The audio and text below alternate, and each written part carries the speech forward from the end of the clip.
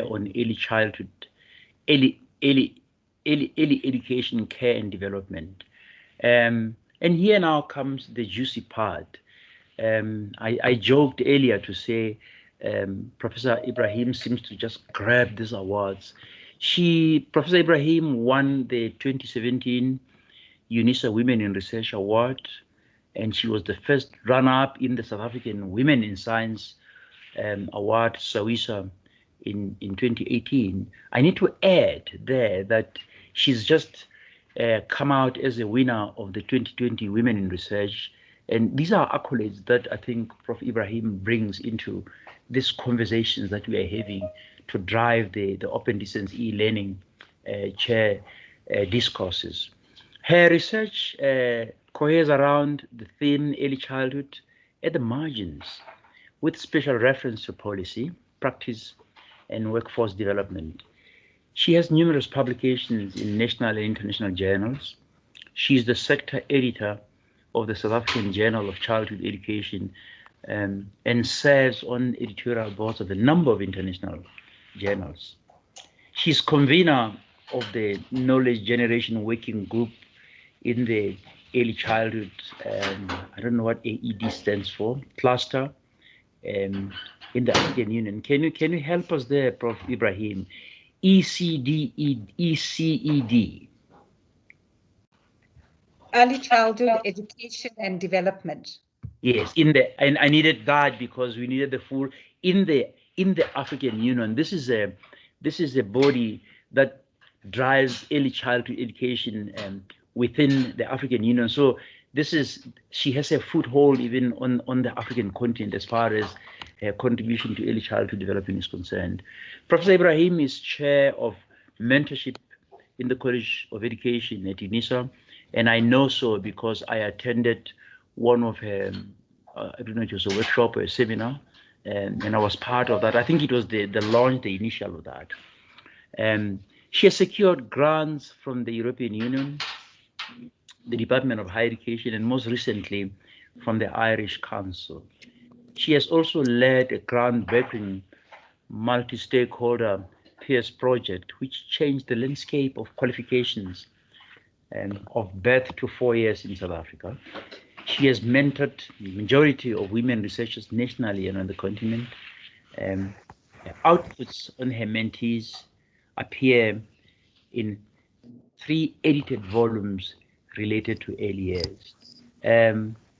If I were to really take time to read Professor Ibrahim's CV, I'm sure I can spend the whole day. Isn't that right, Prof. Ibrahim? So we'll go with this brief bio. Even then, it's a very impressive bio. So, ladies and gentlemen, without further ado, may I now open the floor for Prof. Ibrahim to grace the UNESCO Chair Research Seminar with the presentation. Prof. Ibrahim, the floor is yours. Thank you very much.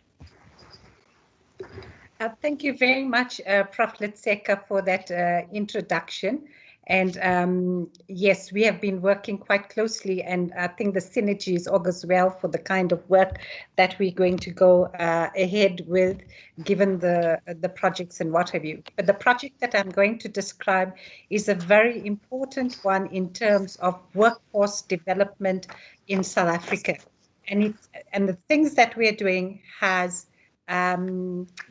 huge implications, not only for the national scenario, but also for low and middle income countries, because one of the issues that we'll be dealing with is how to build capacity and what kinds of access support is necessary. So I introduce you to the Sivulithuba program, and that means creating opportunities. So we had a very able partner team, which I'll describe just now, that came up with this creative name. And you can see in the logo, we have a figure, a human figure, and wrapping around that is a hand, a green hand. And this is very significant in terms of a double bind. So you've got the child being nurtured by the adult, represented by the hand. And then on another level, you've got the early childhood student teacher that is nurtured by the institutions where they do their professional development. And our holistic concern in the project that I'm going to describe is both.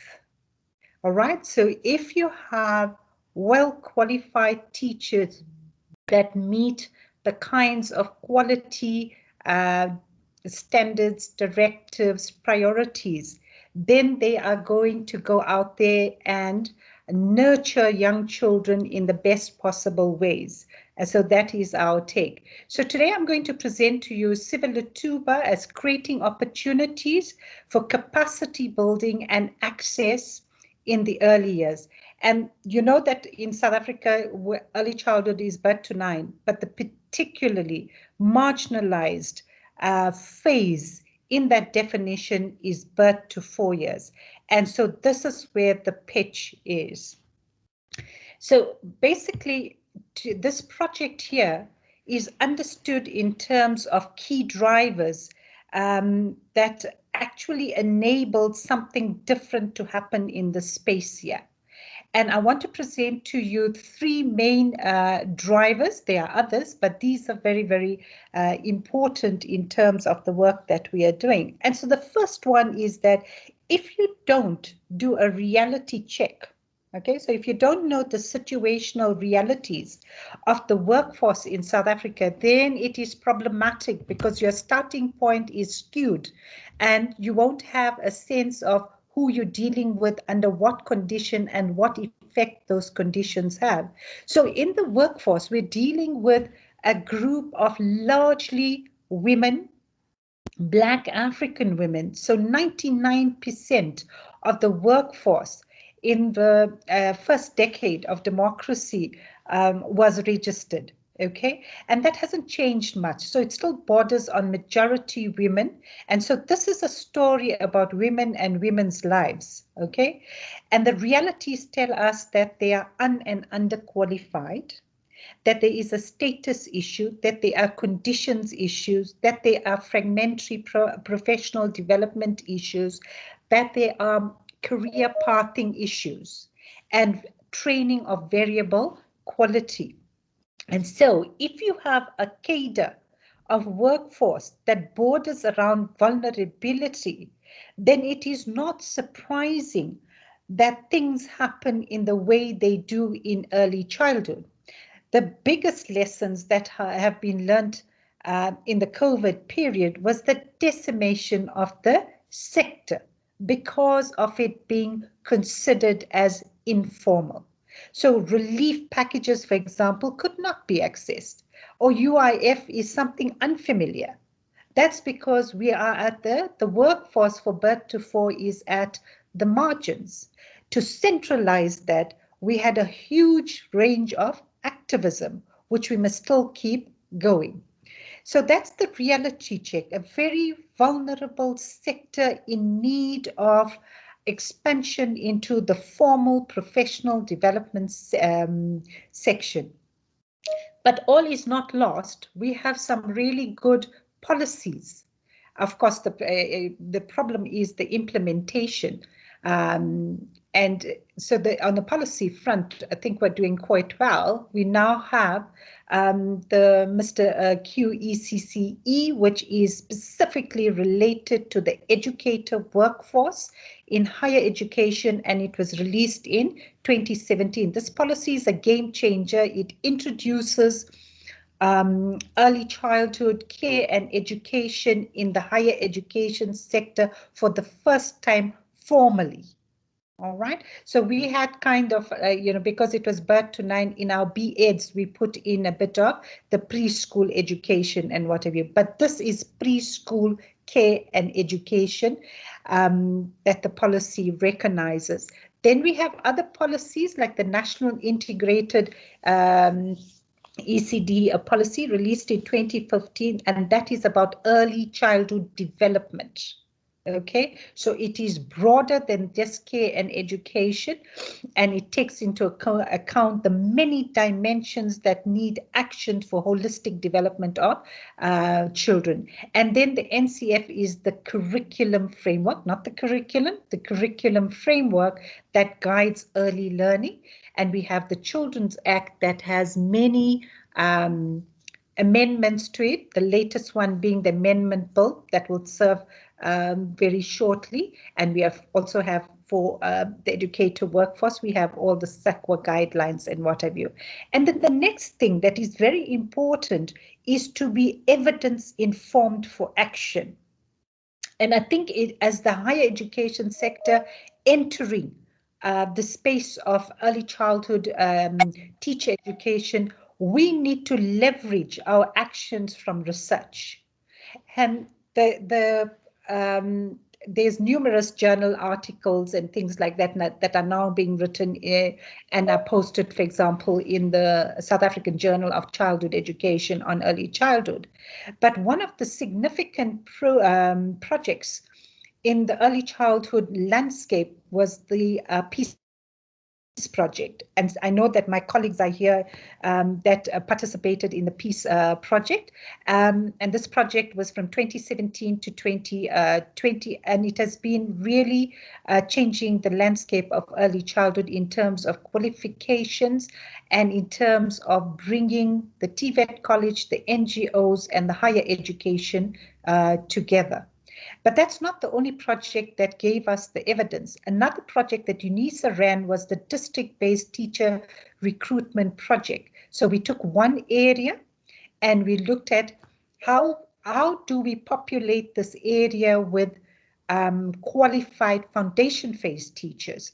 Now that will go back and pump their resources into this area.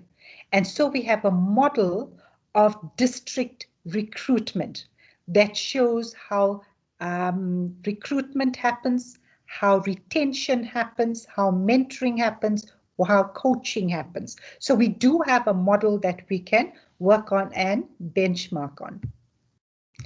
And so what does Peace offer us in terms of this project, the Sivulithuba, the CBAS, we call it the Capacity Building and Access Program, CBAS for short form. What did it offer us? The first one was the baseline findings, and the baseline findings showed us how fragmentary we were in the research that was done in 14 institutions in 6 provinces. Okay, so there was a vast array of interpretations of curriculum, for example. There was a vast array of what the understandings of what early childhood educators should know and be able to do. That's a competence issue, all right? And also there were strengths, for example, with family and community engagement in the NGO sector as opposed to the higher education sector. And curriculum was done according to probably preferences of people, but not necessarily driven by some kinds of standards that allows for a minimum level to benchmark against.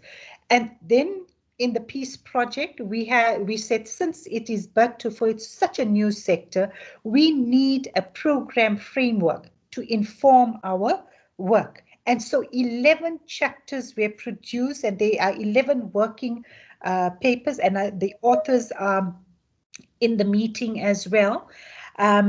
So we worked on different parts of what the program needs to pay attention to. What I did was I tried to pull out the chapters that are relevant to the CBAS project that we are forging ahead with. The first one was chapter 4.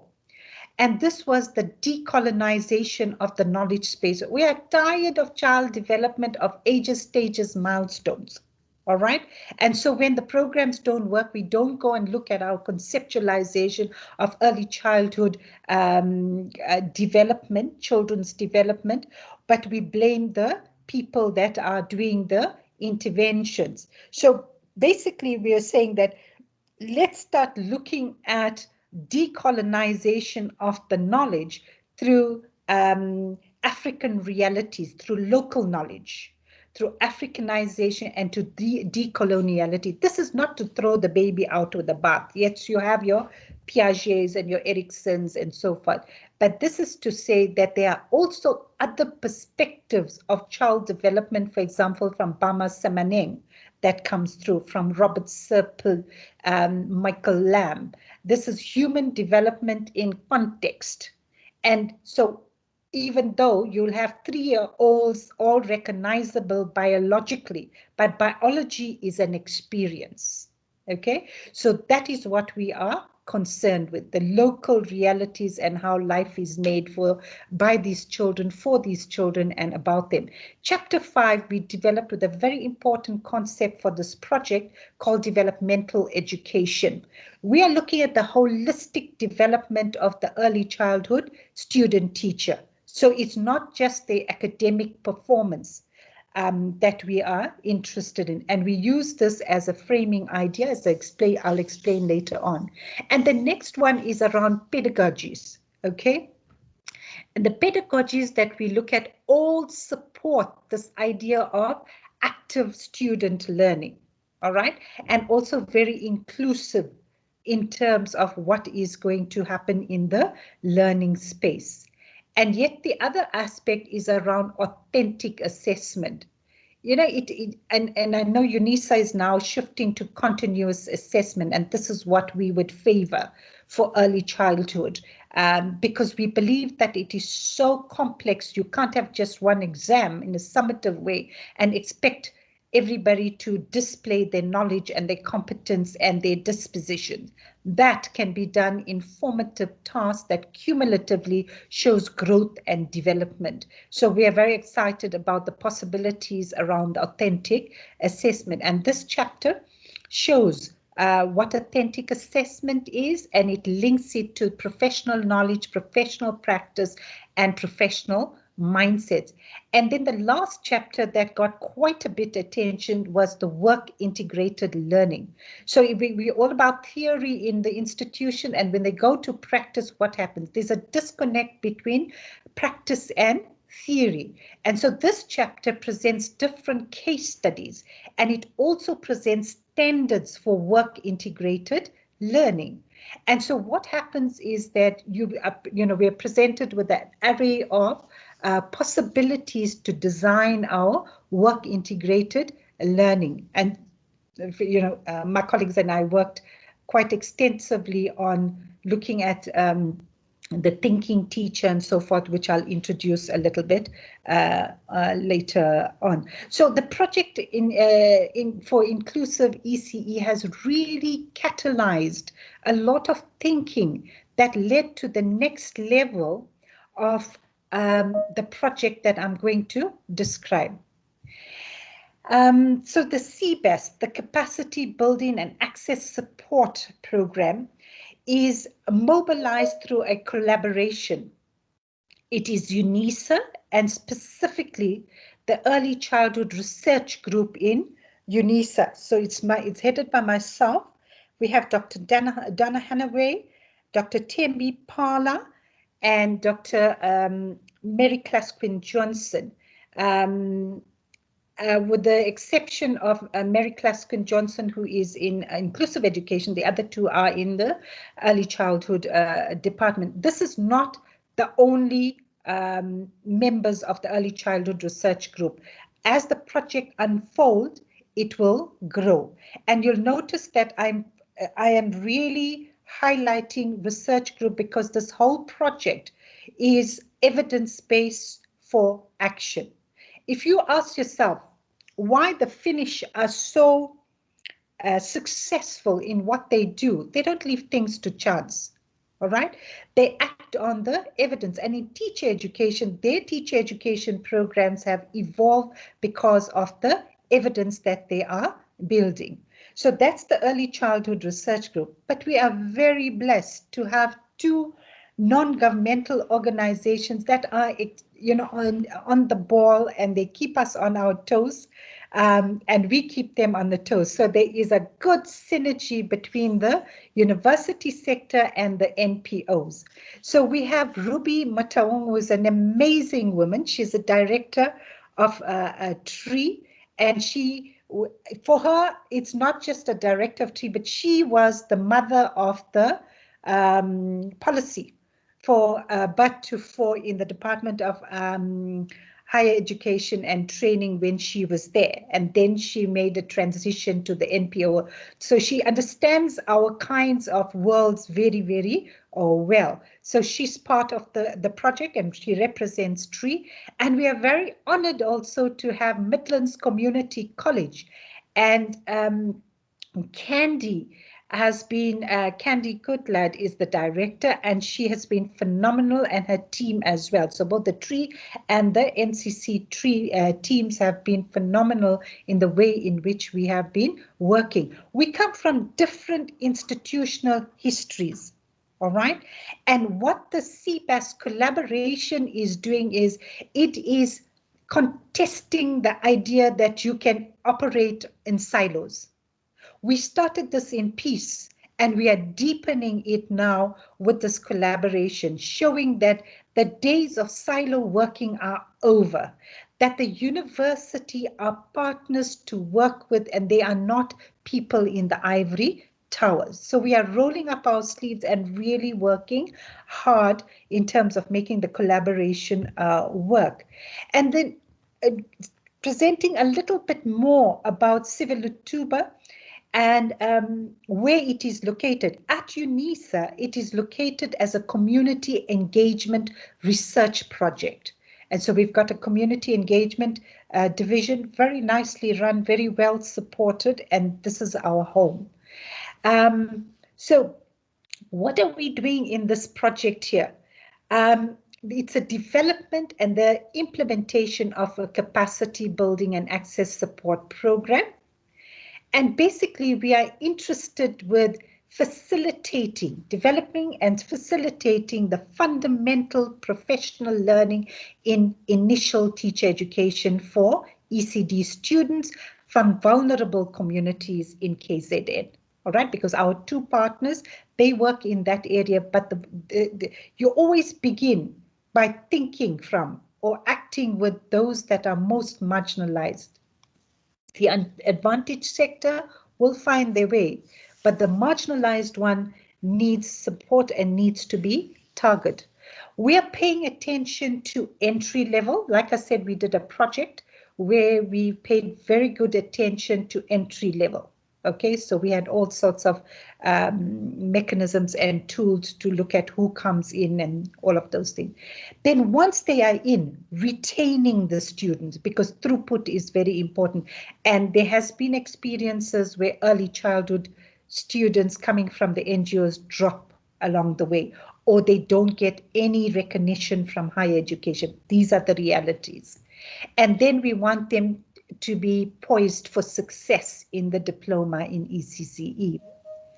And so the capacity building will be done through a model, a blended model. I know UNISA is moving fully online, but you'll see where this comes in. So we will be focusing on students learning, the coaching in specific aspect, and the mentoring. And so the CBAS is a 5-year project with different phases of implementation. What we hope to do is to have this area-based focused intervention, develop a good theory of change, and consider the scale-up, because it will have many learnings since it is a research-based project as well. So the evidence we think would be phenomenal. I don't know how much you can see there, but that's not important. What is important is that you hear my voice about this phases. We have different phases in the project, and they range from year 1 right up to the completion phase. So we have a pre-implementation phase and a completion phase. If you add that, it's going to be like a 6-year project. So basically what we do in the pre-implementation phase is to look at all the, and quite a few of this has been completed. We looked at the concept in the development, our stakeholder engagement, the fundraising is already taking place. We are on the ball with the systems development, for example, the curriculum, the learning management system, and so forth. And we're forging ahead with all the nitty-gritty for building the program and a preliminary online investigation has also shown us some data that we are working with. So I won't go through all of that there, but the intention is to recruit 120 of the students and put them through an access program for year one. So year one will be the access program, and that will be run by our NPO partners in partnership with UNISA. And then these students will come into the diploma. And the reason why we did that, I'll explain to you a little bit more in terms of the bridge. And then they come into the diploma. And in the diploma, then they would be supported with different kinds of support mechanisms related to, well, we have a mentoring program, the coaching, and that happens in a specific area, and the support during the will. And here we're going to benchmark from the previous project in terms of having the NPO mentors, the UNISA mentors, and we have specific coaches based on the particular needs that are required. And then hopefully we will have quite a good throughput because we're front loading with the fundamental skills, we're supporting them in the program. And then we would look at where they are in terms of their placements and whatever. And this would be a partnership with the DBE for their placement, like we did in the other project. So you can see it's very thoughtful. You've got different phases, different things will happen, and cross-cutting is research. Okay, so we'll be looking at, sure, we'll be looking at the impact evaluation research, but we're looking at other types of research as well. The research plan is underway, and we'll present that at another time. So basically what we decided to do is to say, well, we are going to embark on this program. Let us go to the field and find out, is this a good thing to do? So we had an online survey open from October 2020 to about early January 2020. And what we found was that there was an overwhelming response from 255 respondents of wanting to study ECD further. There's a thirst for knowledge. Okay, there's a thirst for betterment of the self and to professionalize the self. Okay, so you can see there that 98% of them want to study further. All right, and there's no way that we can fail this enthusiasm. So we really, really need to work on that. And then the next thing is around looking at, this is very small, but basically looking at online learning for at UNISA. UNISA is a preferred institution. We get tons and tons of enrollment because we are well, fully online, so you can work and you can do your part-time studies, although we're not the only players in the space. But they did favor UNISA online learning, so it's 91.4% there. And then the bridging course, the CBEST course, how many of them are keen to pursue this? So again, 79.6% of them are keen to take this on.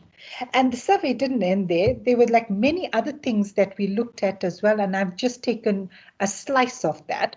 So we looked at, well, if they're going to come into the university, the first thing they're going to look for is, where is your matric certificate, your NSC, all right? So we were interested in that. So of the 255, 74.9% of them had the matric certificate. And then we dug deeper and we wanted to know the kinds of endorsements. So what were they qualifying for with the NSC? 52% of them would go into a certificate, not a problem there. But then the percentage doesn't look so good as we go higher up in the qualification. So if we look at a straight entry into the diploma, it's 20.9%. And this told us a story. And then financial support. Remember, this is the marginalized, vulnerable community, poor communities, and non-traditional. So 92.2% will need financial support. All right. Then, given the transitions from face-to-face to online learning, and UNISA is fully online, we wanted to know about data, devices and data. So you can see there, of the devices, the most common possessed by the students were the smartphones. That's 71.9%. And then data access, 49% of them had data access, but we didn't probe further, right? So that data access is not necessarily for studying. So data access will be a problem, we know that. So the percentage would be much higher. Then we were exploring the areas of support. So there's language of learning issues, exam preparation, computer skills, time management, researching for assignments, referencing for assignments, explanations offered by facilitators supporting understanding. This is not the only areas, but it's just exploratory. It gives you a picture of where the kinds of needs are, where before you go into any kinds of design and what have you. So the survey was very critical for us in thinking deeper about developing the CBAS program. And so the next thing that I think is important for you to understand is the pre-university program, which we call the in-between space. All right, so they got the FETC L4 and additional skills courses or continuous professional development courses on one side, the blue side. And with the yellow side, can I please ask you to mute? Hi, can you please, can you mute your camera? I don't know who it is. Christina, can you please mute your camera and your mic so that Prof. Ibrahim can continue?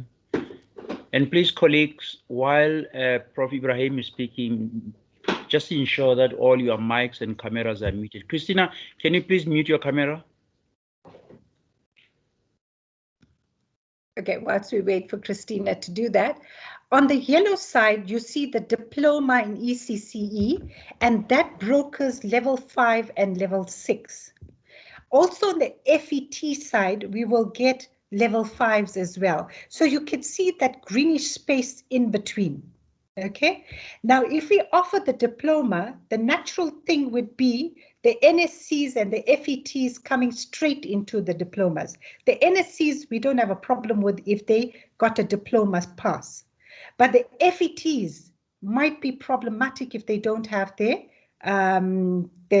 national senior certificate. So the bridging pre-university program is in the middle. All right, and what are we doing here? We're growing a new cadre of ECD student teachers, and we're bridging the divide between the NPO sector and the HEIs for professional development for these student teachers. So that is the area that could be, it's a make or break kind of point if you want to see it that way. So what we decided to do is have a stab.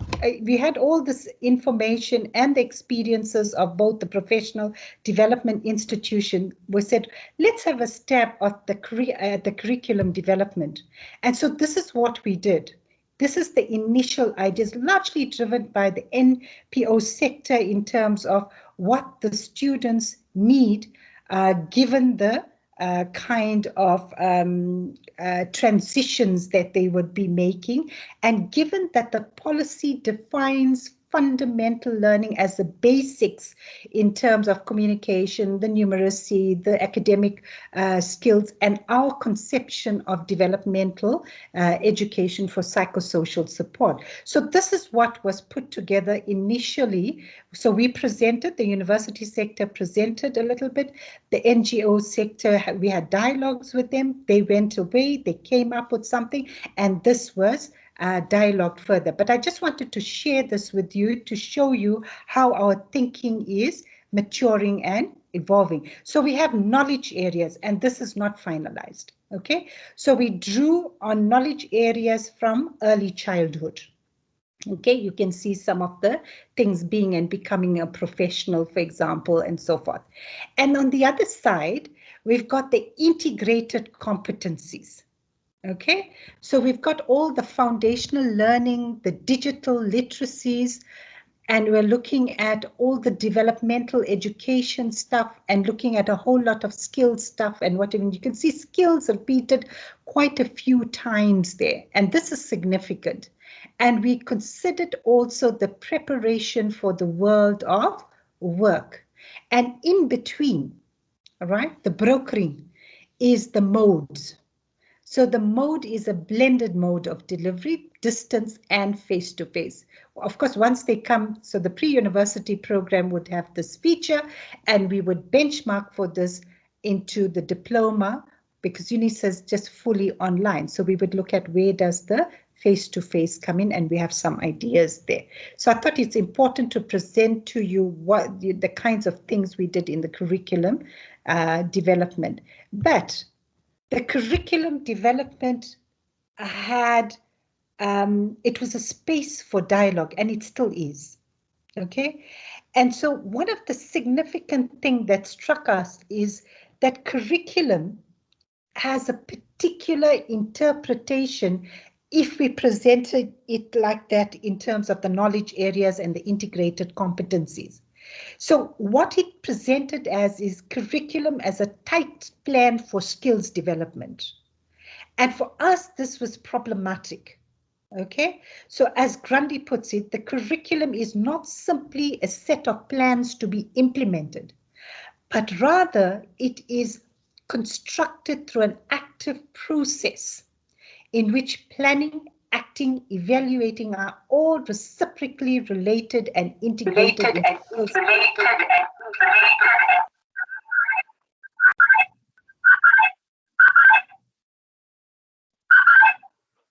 Can you mute, please?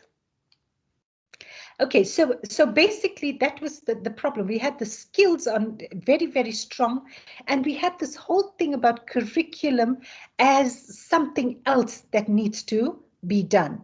So we gravitated towards curriculum as praxis.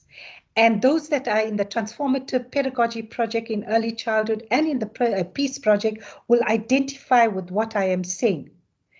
That we, from the skills plan, we were working with a kind of a developmental education. It defied the tight skills development that normally characterizes the curriculum for teachers in early childhood, practitioners in early childhood.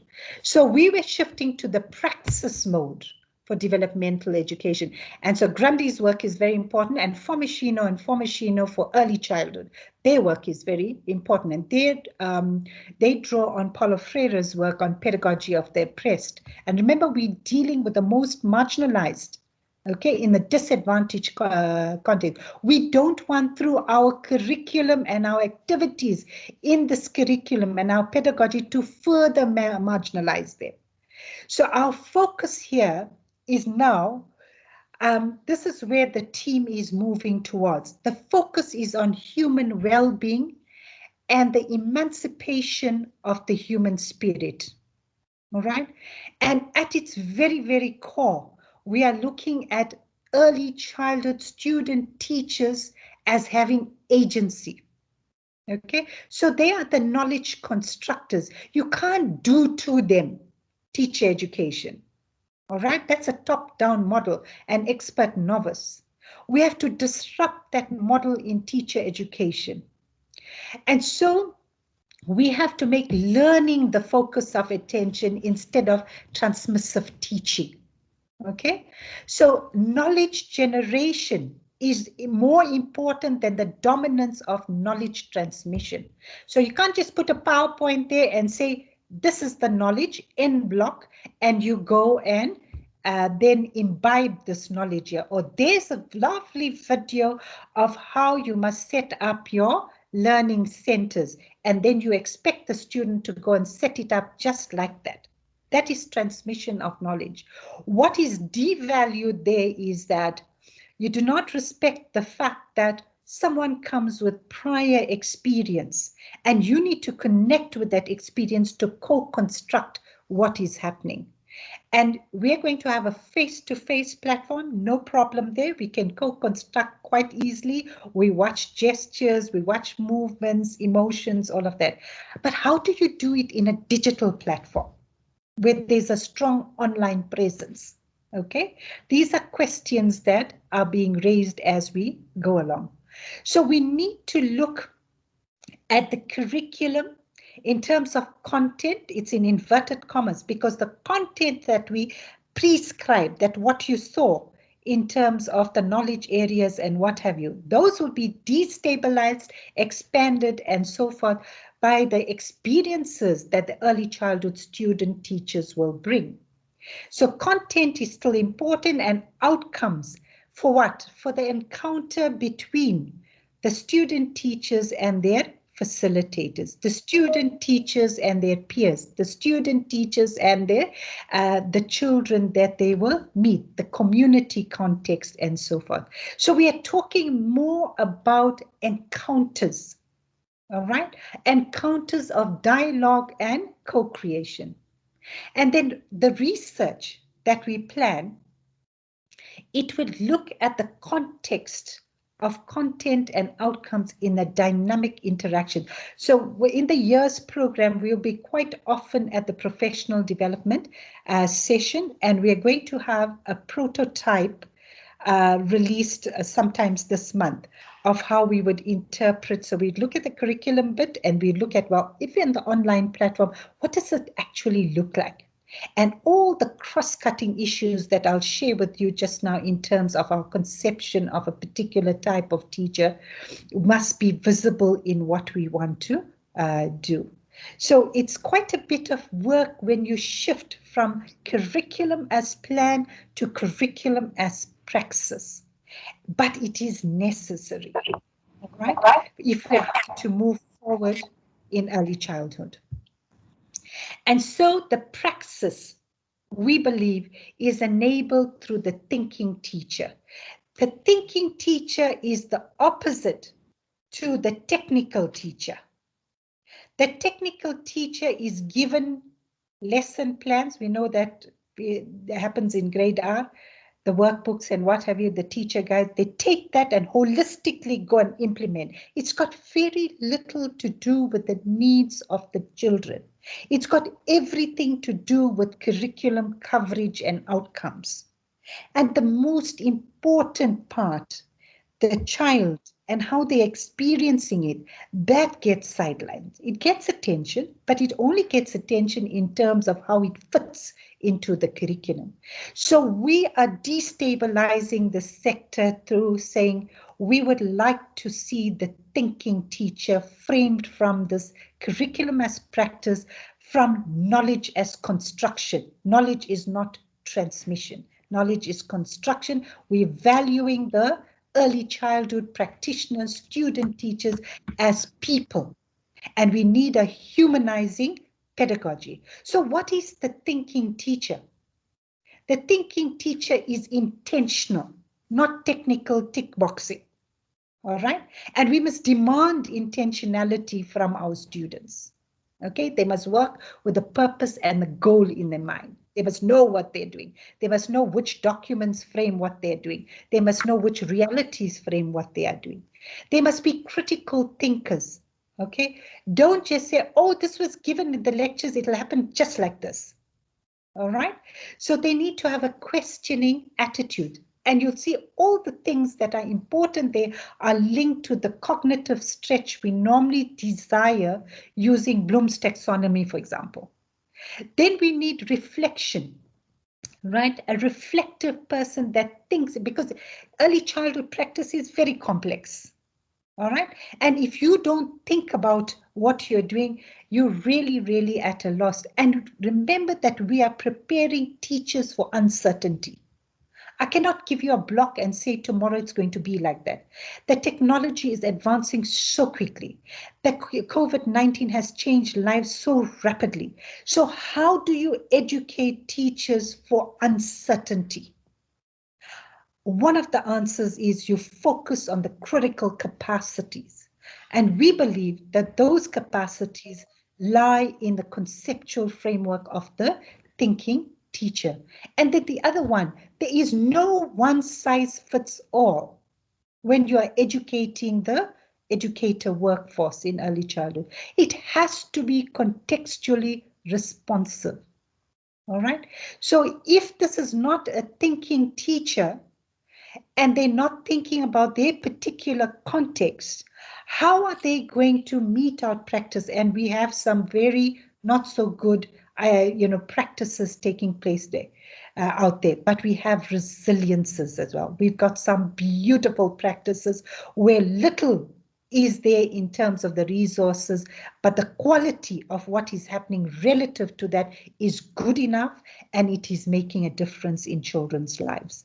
So one of the things that we have done is done a good solid thinking for the past 3 years for how we would change early childhood teacher education, specifically in early learning, looking at curriculum, pedagogy, and assessment. And we've produced a book that is aimed at the diploma and the degree. And I see that some of the authors are here. It is 24 authors with 30 chapters. And it has been peer reviewed by 2 international professors in early childhood.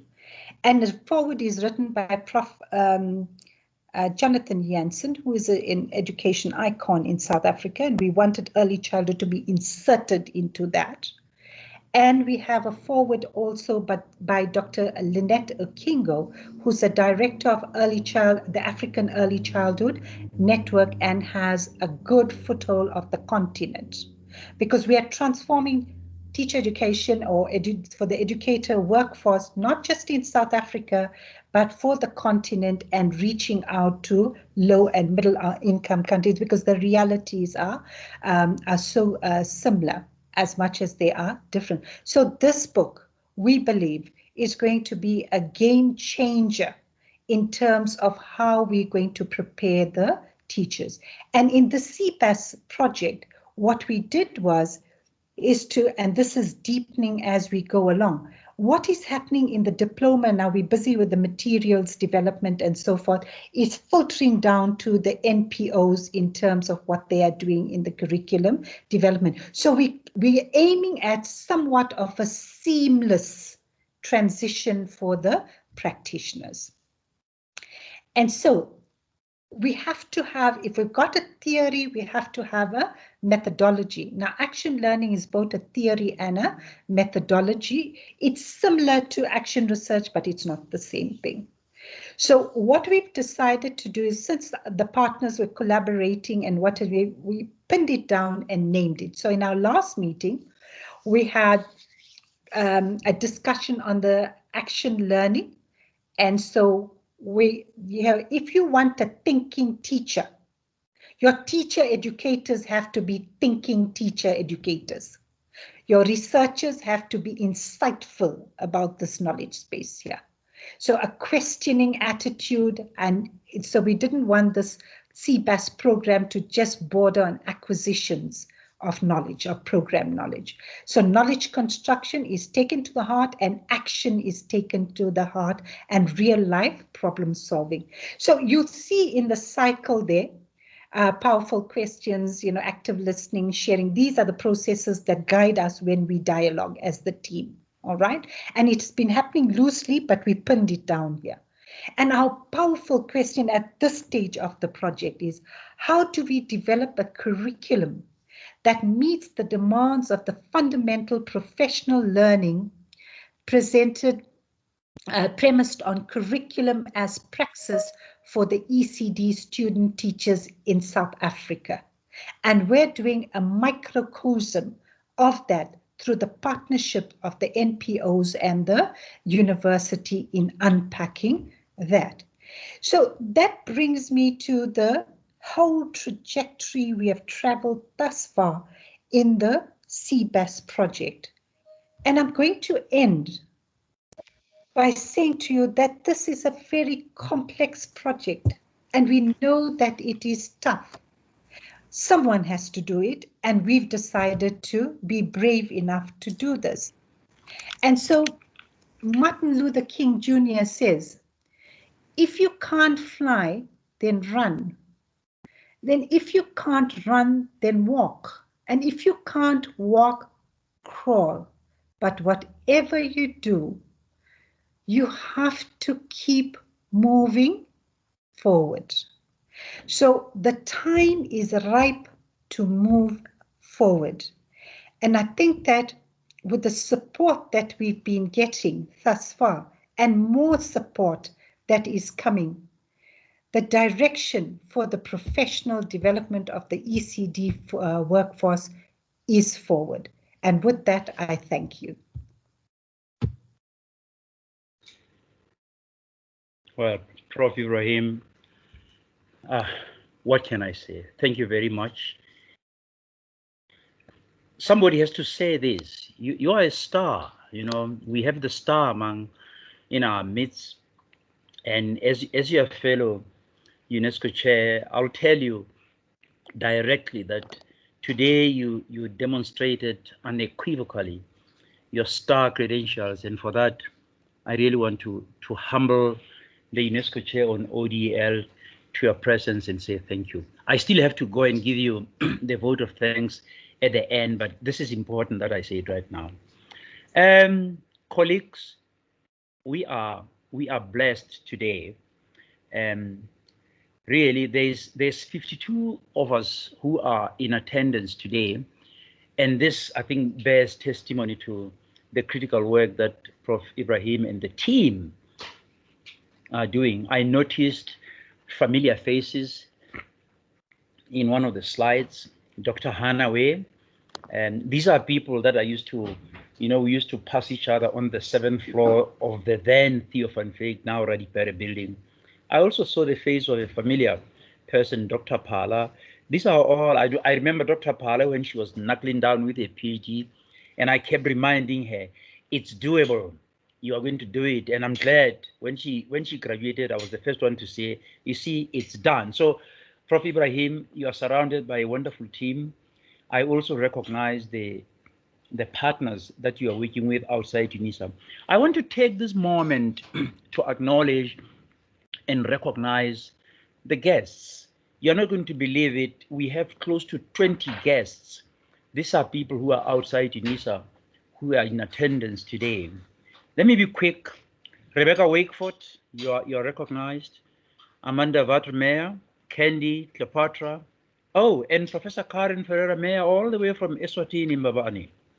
Margaret Ramakopa, Pulani Rabomu, Shika Trivedi, Shelley Chopi, Teresa, Thaddeus Mahoso, Trevor Moodley, and I think we were struggling to have Mr. Chizeve, who is with the UNESCO and Health in the Department of International Relations. I think he was coming in and going out. And then there was Christine. And there are 4 colleagues that are with us right now from the Botswana Open University, courtesy to one of my postdoctoral fellows, Dr. Mabaledi Sieletso. And they are Christina Siabelo, Chabuya Peto, Pulani Kabomu. Oh, I've actually mentioned Chika Trivedi. Anyway, thank you all for recognizing the importance of this session and for coming in, particularly people who are coming from outside as guests. I think this number is huge. We have close to 20. There's 51 of us. 20 of those are outside guests who have come in and they're partaking. And I think this is testimony that at the UNESCO chair, we are opening the doors. We operate on an open door policy, and this is good. What it does is it widens the net, it opens up doors. There's room for a more impactful cross-pollination of ideas. And let's hope that when we get to the question and answer we'll begin to have all these conversations coming through. Now, Prof. Ibrahim, I want to take a moment to really recognize the quality of the work that you shared with us this morning. I particularly, and if I pick these things up one by one, I particularly liked the idea of you unpacking and demarcating the main, we call them the key drivers. You know, when you spoke about the realities of the ED workforce, and then you went on and touched on the policies, acts, and guidelines, and then you looked into that component of the research to guide implementation. Those three components, I think, are key. And I think the most useful part is that you went to the basics, you demarcated all the policies, I think from 2015 to 2017. And I think this is highly commendable.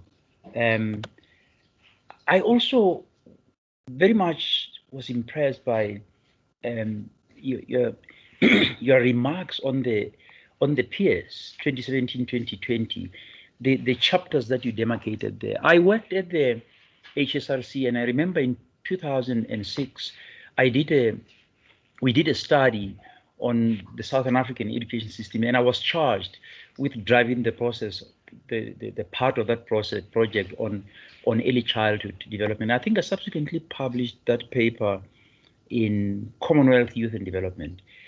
At the time, the challenges, the reality that you are highlighting were quite glaring. I know we have gone past that stage, but I think at the time we were dealing with the concerns that early childhood development, much as it is a very cardinal, a very foundational area where we needed to start. At the time, it was coordinated from the Department of Social Development. And we were driving an agenda at the HSRC to say, when are we bringing the Department of Education into the picture? When are we bringing the Department of Health into the picture? When are we going to move away from that silo mentality where a critical sector like early childhood, which needs to be the cooperation of education, social development, and health, there was tussling around its ownership. I mean, the ECD centers around the country were so amorphously coordinated. But I know that the directorate took off in the Department of Education, and I remember having the director when I was chairing a task force in the presidency who came in and basically shared with me that it's a struggle, but they are moving forward. So I think what you shared with us is without doubt, it opens up the door to say, we need to apply our mind to early childhood. And kudos, Prof. Ibrahim, to the journal. The founding of the journal from the UJ meetings that started, I was very much aware of that because I'm very passionate about early childhood. That journal is now standing firm, and I believe it's now accredited. It's indication of the good work that's been done. And I think I like the findings. For me, the pie charts and the findings that you unpacked opened up, as it were, a series of windows into where are we going with early childhood. My view is that if we can fix early childhood and we get a foundation right at the base, I actually did write an opinion piece in 2017 in the Mail and Guardian, basically suggesting that if we can't fix early childhood education and development and make sure that it's robust, we can talk about what happens in the primary, we can talk about what happens in high school, but that's where the foundation lies. Or if you look at the building, in my presentation, I took an image of the central bank. It's a massive tall building. But if that building were to be anchored on a flawed foundation, it would come down crashing. The same analogy applies when we talk about early childhood education. All the education that we have, all of us here, we owe it to the foundation that we had at ECD. And it's important that we listen to the findings that you are getting and we move beyond just listening. And we go into rolling out a sustainable, robust process of implementation. And I like the idea that you're moving forward.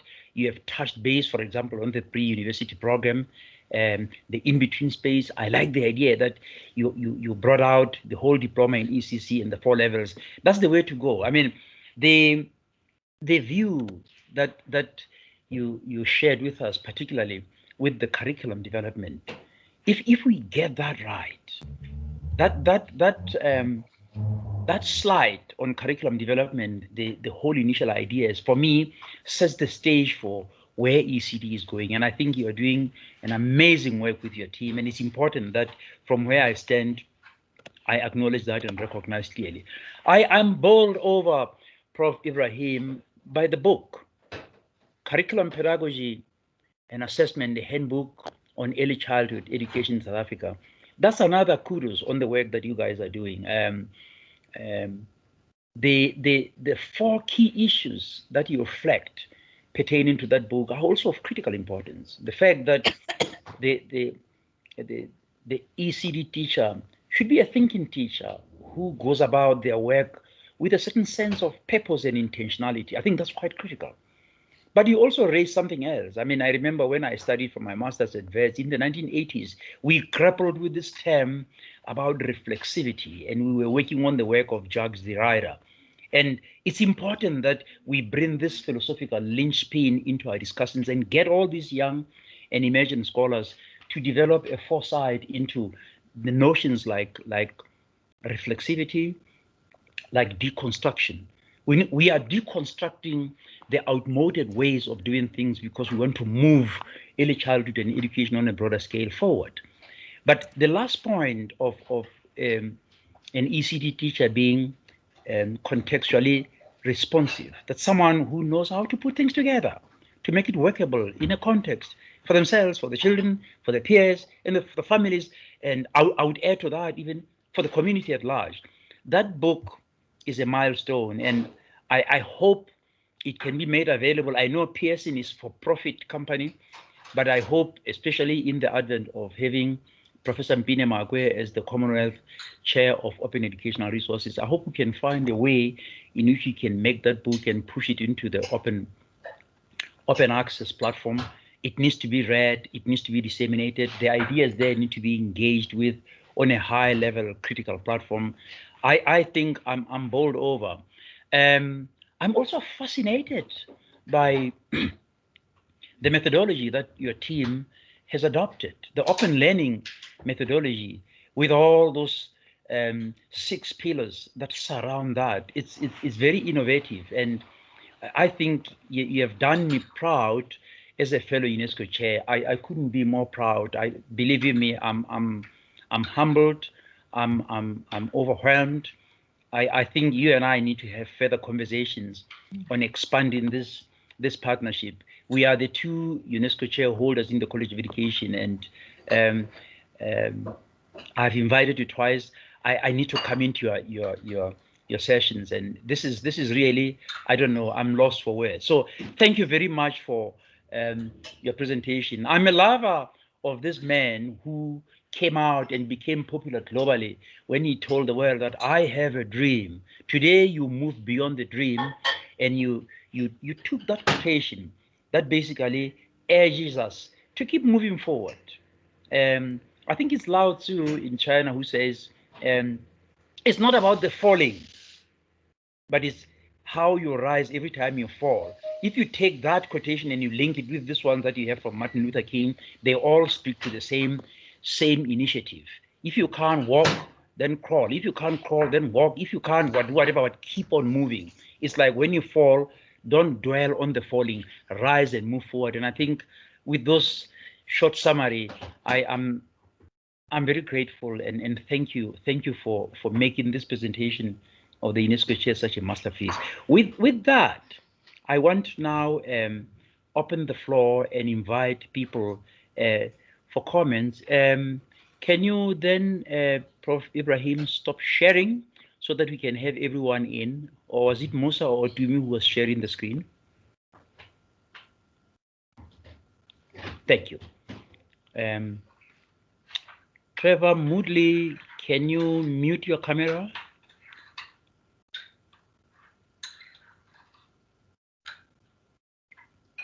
Somebody on the Trevor Moodley has the camera all over this. Thank you. I like that. All right.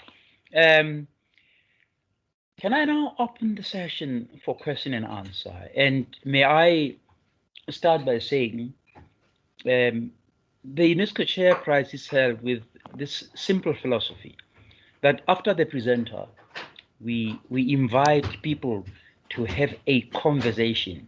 We are not putting Prof. Ibrahim on the pedestal here. Prof. Ibrahim has shared with us the amazing research that he's doing.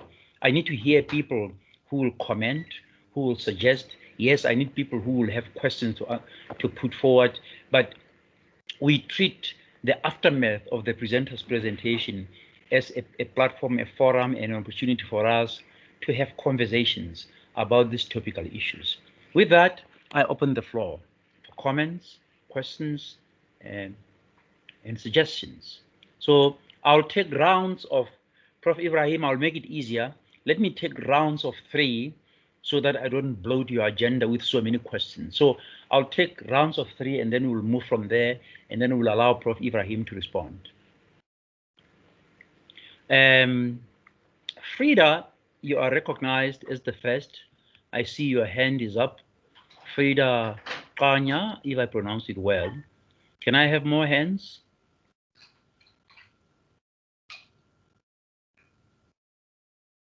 You can lower your hand, Frida. I've recognized you.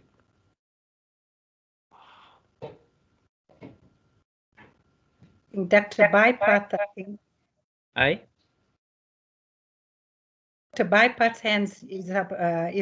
I can see it on my side. Okay, I only see Frida. So anyway, let's have those 2. Let's have Frida. Chair. Hello, Chair. Yes. My hand was up, and I strategically put my hand up as the first person, but I can sense that my hand is not visible, and I'm not sure. It's visible on my side. Okay.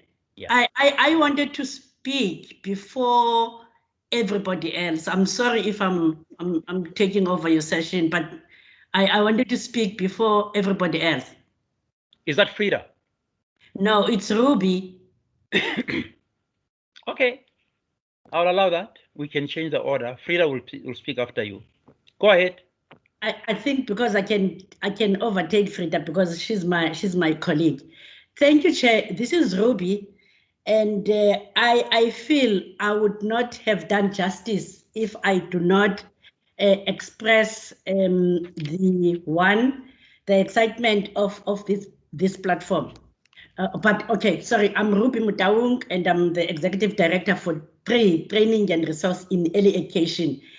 And I think my wanting to be the first on the line is based on the reality of the matter that I feel in your summarizing of the presentation, the collaboration component is not clearly, highlighted, and that kind of makes me feel uncomfortable if I cannot raise it here and caution that it is very easy to miss out on important components that make a big piece of development.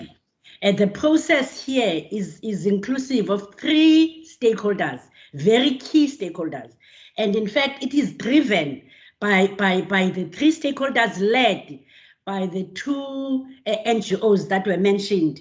But I feel that they are missing within the cracks, and I don't want that to happen because we are 3 stakeholders very key that are looking at bringing about the change that is needed within the ECD space in the country.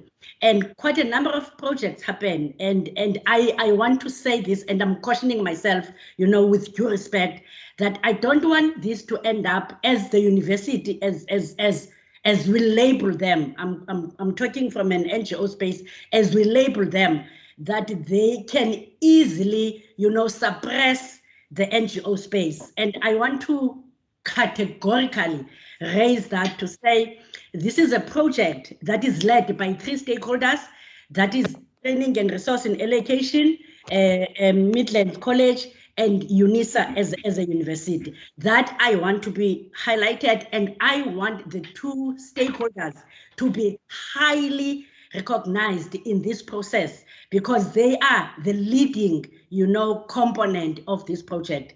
Thank you, Chair. Thank you. I don't think that I gave an impression that I understand the sector, the stakeholder. All I was doing was just recognize the presentation as presented by Prof. Ibrahim, but I'll allow Prof. Ibrahim to deal with that. I'm speaking in terms of me being the holder of the UNESCO chair, hosting Prof. Ibrahim to give a seminar and share the research. I think the dynamics of what happens in the partnership, I don't even want to believe that I alluded to, even gave a hint that I'm undermining that partnership. If I did that, believe you me, I apologize profusely, but I don't remember saying that. Can we then have Frida come in, then I'll allow Prof. Ibrahim to take the matter up. Or is Frida in?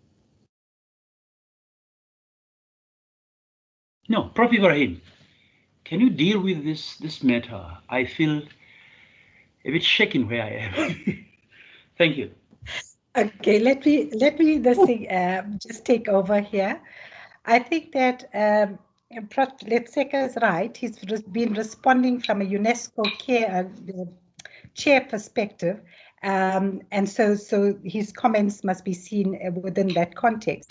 But within the entire presentation that I gave, you saw the partners, you saw the ideas coming through, you heard the words of we.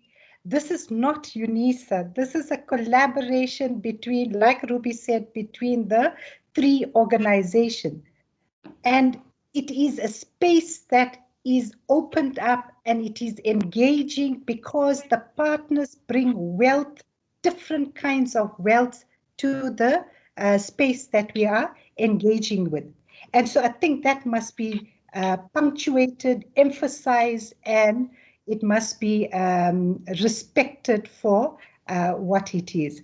And the kinds of response that we got from Ruby is quite normal. All right, it's quite normal. This is a contested space. And this is the space of dialogue. And this is where we learn. This is where we unlearn. This is where we relearn. So when Prof. Letseka was responding from the UNESCO bit, that was fine. He was coming at it from a particular kind of perspective. Then when Ruby came in, there was a particular perspective. What I am saying now is a consolidatory perspective. So what we are doing on this platform here is not building tensions. It's building perspectives. And we are perspective taking for early childhood. For me, that is a very, very critical thing that we are doing as stakeholders are coming together to unpack this complex space. So I welcome the dialogue. Even if you are heated up and you want to say something, say it.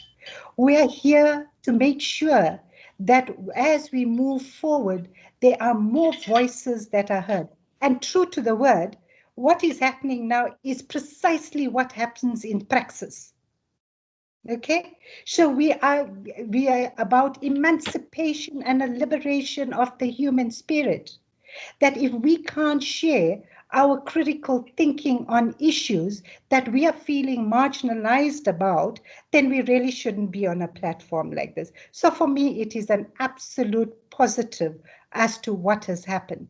And it is also in a collegial spirit that I accept what has been said. Ruby, I want to just hand it over to you so that you can respond.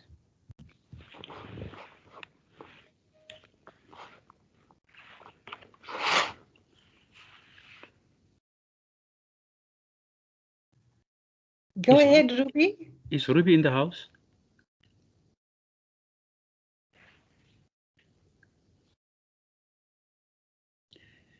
It doesn't look like Ruby is in. Even though sorry, technology, I was already speaking to find that I'm still you are muted. Yes. Okay, thank you. Go ahead. No. Thank you, Prof. And I think you've explained and you've kind of managed to take care of my fears. And fortunately, we are working with you, and we both know you know, how the space is I want the word that you've put it earlier, but I can't have it now. How the space is contested.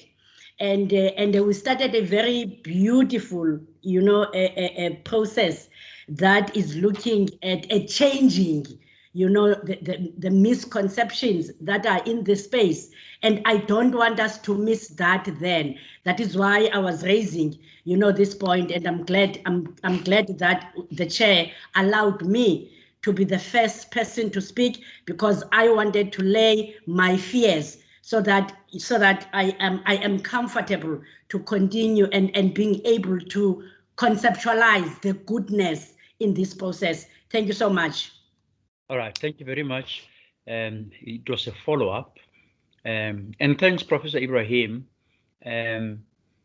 Just as a way, the UNESCO chair is a forum, it's a platform. I mean, almost every month we bring people from diverse fields, and it's a place where, in the true university spirit, we open the spaces, as Prof. Rahim just hinted, to engage in very uncomfortable, controversial, even cutting-edge ideas, but also to move these ideas forward so that we can develop solutions, our own African-rooted solutions to our own African problems. So I welcome the debate, and I want to thank Prof. Ibrahim for laying the space. The contestations are always there. Life is about contestations, but also life is about candid engagements. When we engage, we don't engage with persons, we engage with issues. We try to look into the logic and the rationality of the arguments that we put forward, and we try to reflect on how these components brought together can enable us to make better informed choices and decisions going forward. With that, can I then, Frida, can you lower your hand because it's still up? Can I then invite Keshni Bypath? Prof. Bypath says the hand up, and Sheila Drew. I don't know if there's another hand to me that I don't see here. I only see 3 hands. Prof. Bypath. That's it. Yeah, Prof. Bypath, you'll be the first, and then you'll be followed by Sheila Drew. The floor is yours. Thank you so much, Chair. Did I pronounce the name? Did I pronounce your name well? I know names are very sensitive. Absolutely perfect. Oh, thank you.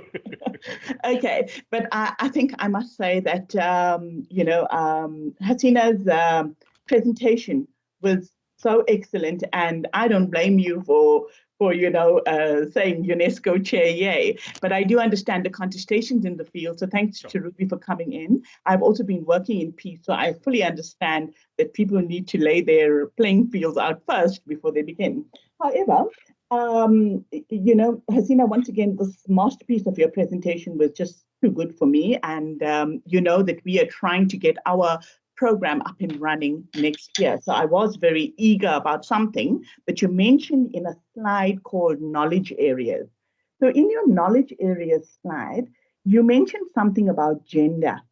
And this is an issue in our society, you know, especially the South African society and the stories on gender. So I would like to know, how did you use gender as a learning area in the Virtue4, you know, collaboration with Ruby and Candy?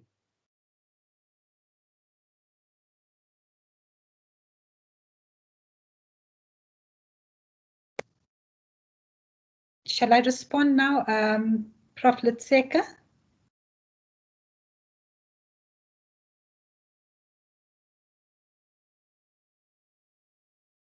Hello? Sorry, Prof. Ibrahim. I think you know, I'm a BBT. I'm talking and I just realized that I'm muted. I was saying, can we allow Sheila to come through so that you can have two questions at a go? Sheila? Thank you very much. Good morning, everybody. In particular, our peace colleagues and Hasina, it's lovely to hear you again. I've got a couple of comments, questions, but I'll try and keep them short. I think it's really exciting just to say that to see some of the ideas and approaches that we started debating in the Peace Project being taken forward in action. I think it's really very exciting and a real moment to celebrate in the sector. There were a couple of issues that came up in Peace and for all sorts of reasons were left unresolved, which is a good thing because it gives us opportunity to re-engage with them. And I wonder whether one of the issues was about not just developing program frameworks for the diploma and the degree, but also trying to look at ways in which both the TVET, but more particularly the occupational qualifications at level 4 and level 5 for ECD could be improved. And I wonder if your project, Sivulithuba, will have an opportunity to do that. But even if you don't have that opportunity, are there ways in which you can look at the bridging program and find opportunities to suggest how the level 4 and level 5 qualifications from which these practitioners are coming into the bridging course could be improved? So that's the one thing. The other thing in relation to developmental education, one of the things that we were trying to grapple with in the chapter on developmental education was the debate about whether and the extent to which you can integrate developmental education into the program itself. And I wonder if you are thinking about trying to explore that in your diploma, so that developmental education is not seen as something separate from the learning and practice in the diploma itself, but rather supportive of that learning. And a related question, what kind of support do you expect students will need to be retained and to succeed in the diploma? Thanks very much.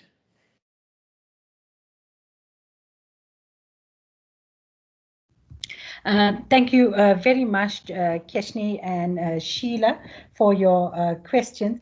I think that the one on gender, you are right, it is a very, very important one. And remember the curriculum development that I showed you, the initial ideas, the lead on that was Midlands Community College, and in partnership with TREE. What they did was they looked at the knowledge areas, and I did mention that the MPOs were like quite grounded in what the students were coming with, what the gaps were with. So we were very, blessed to have that kind of response in terms of the knowledge area building. And gender as a category is in 4.2 of the SDGs as well, looking at quality education, not for children, but for looking at looking at boys and girls. Qualitatively, gender is a category that creates the difference. And I think that colleagues like Candy and Colleen and whatever, you are in this meeting, and you can help me if I didn't interpret this well. But I think that also they looked at what was freely available in terms of the resources, and gender responsive pedagogy is being driven by the VVOB in a very important way, and they have tons of materials that could be used. That's another thing that we looked at in terms of the knowledge areas, that the NGOs and our dialogue on this was that let's go open education resources and see what is available. So the Midlands College and Tree did a sifting and sorting, and gender came up there. So how do you incorporate it? Then we had a dialogue around this here, that gender is one category of difference. And so gender needs to be more in the knowledge area of inclusivity. So the other categories of difference would be abilities and disabilities, for example. And yet another one would be maybe socioeconomic conditions. So there are a variety of categories of difference, of which gender is one. And so incorporating gender into the knowledge area on its own, we felt might just be giving it too much of attention given the contestations in the kinds of modules that we wanted to develop. So our takeaway position from the last meeting was that the Midlands College and Tree will look at it again and see whether it fits more into inclusive education. The other thing that I wanted to say is that when you look at the fundamental learning as defined by the policy 2017, and then you look at developmental education in its underpinnings, you find that you would have to navigate the space very, very carefully to ask yourself is, what kinds of knowledge, skills, dispositions that are generic you want to build, and then how do you use the context of early childhood to build those knowledge, skills, and dispositions. All right, and we are fortunate that the MCC and Tree will be working on the prototype to show us how one knowledge area gets translated into the platform. And if that happens, we are able to see more how the competencies work with the context, and we'll be able to make some decisions around that there. So Kesha, I hope I have answered your question there, that gender is a category of difference. Our last conversation said in the curriculum we should infuse it into the inclusive education. Then Sheila's question, which is the developmental education bit. I understand perfectly what you're saying, because we used to have academic literacy programs in our curriculum in higher education, and that was it. They did one course and they forgot about all the skills, and it didn't transfer into all the other modules. Now, what we have done in the diploma in ECE is we are now doing year one materials development.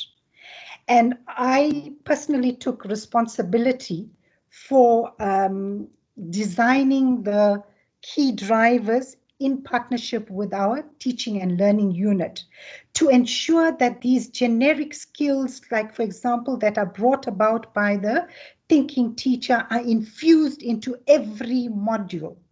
That inclusivity is also an issue that is included in every module. And also the decolonizing of the knowledge space, that you cannot just use the tried and tested Western sources. You dig deeper and you look at South African sources, you look at the OERs, you look at all different kinds of sources that would inform the local knowledge. And so now they and from the UNISA side, the diploma, with our material writers have finished the introductory unit. They finished the unit 1. That has gone for the review in the department, and then it went to the teaching and learning department. When it came back, we had another meeting to rework the curriculum to meet all the other kinds of drivers specifically related to the online environment and its cross-cutting issues and the transformative goals. One of the transformative thinking that we bring about is the respect for the early childhood student as an agent. So when they do the evaluation, they're going to look at all the activities and look at, for example, to what extent does this allow the student to have active engagement with the types of knowledges they are exposed to and whatever. So it's very problem-based, very activity-based. It's got reflection and all of those things there. So developmental education, the model that we are advocating for is not a standalone, but it is an infused, integrated model. In the pre-university program, there will be a lot of well-being aspects also included, which will transfer into the diploma as we work with the different types of well-being and so forth. And besides that, all the academic skills and what have you. So the pre-university program is actually a testing ground for us now to have a look at what is working well in this conception of developmental education in terms of being integrated and so forth.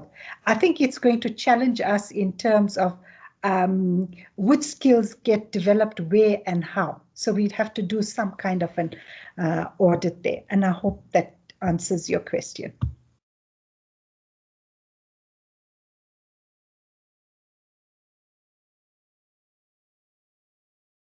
Thanks, Prof. Ibrahim. We now are ready for another round of questions, comments, observations. I'm looking for hands. To me, do you see other hands on your side that I probably don't see on my side? Prof, Nikki Hayes and oh yeah, Christina. Okay. Now I was Yellow, hoping then, I have Nikki Hayes. I was hoping that there's another hand that you can see. Yes, there's a Christina Siabelo, and then Sibangani Dube. Christina Siabelo and Sibangani Dube. Okay. Can we then have the questions in that order? Can we have Nikki Hayes and then Siabelo and Dube? Then Prof. Ibrahim will then respond. Thank you, Prof. And I apologize because I entered a little late and this question may already have been answered. So please forgive me if it has been answered. I just wondered, it's a fantastic project and so inspirational. And I just wanted to know about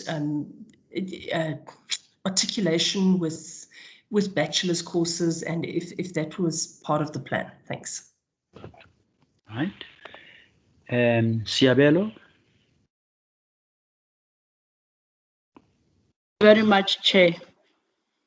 I'm Christina Siabelo from the Botswana Open University in the Department of Early Childhood Education, and also a student there at UNISA.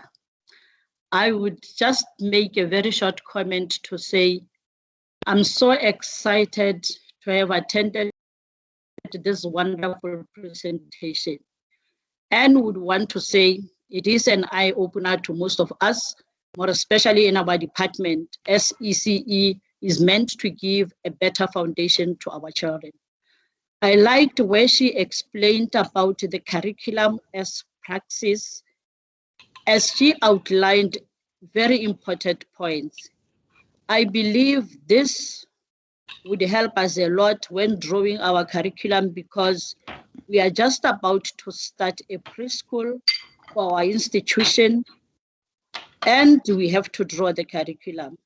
And I believe what she mentioned would really give us some kind of directions.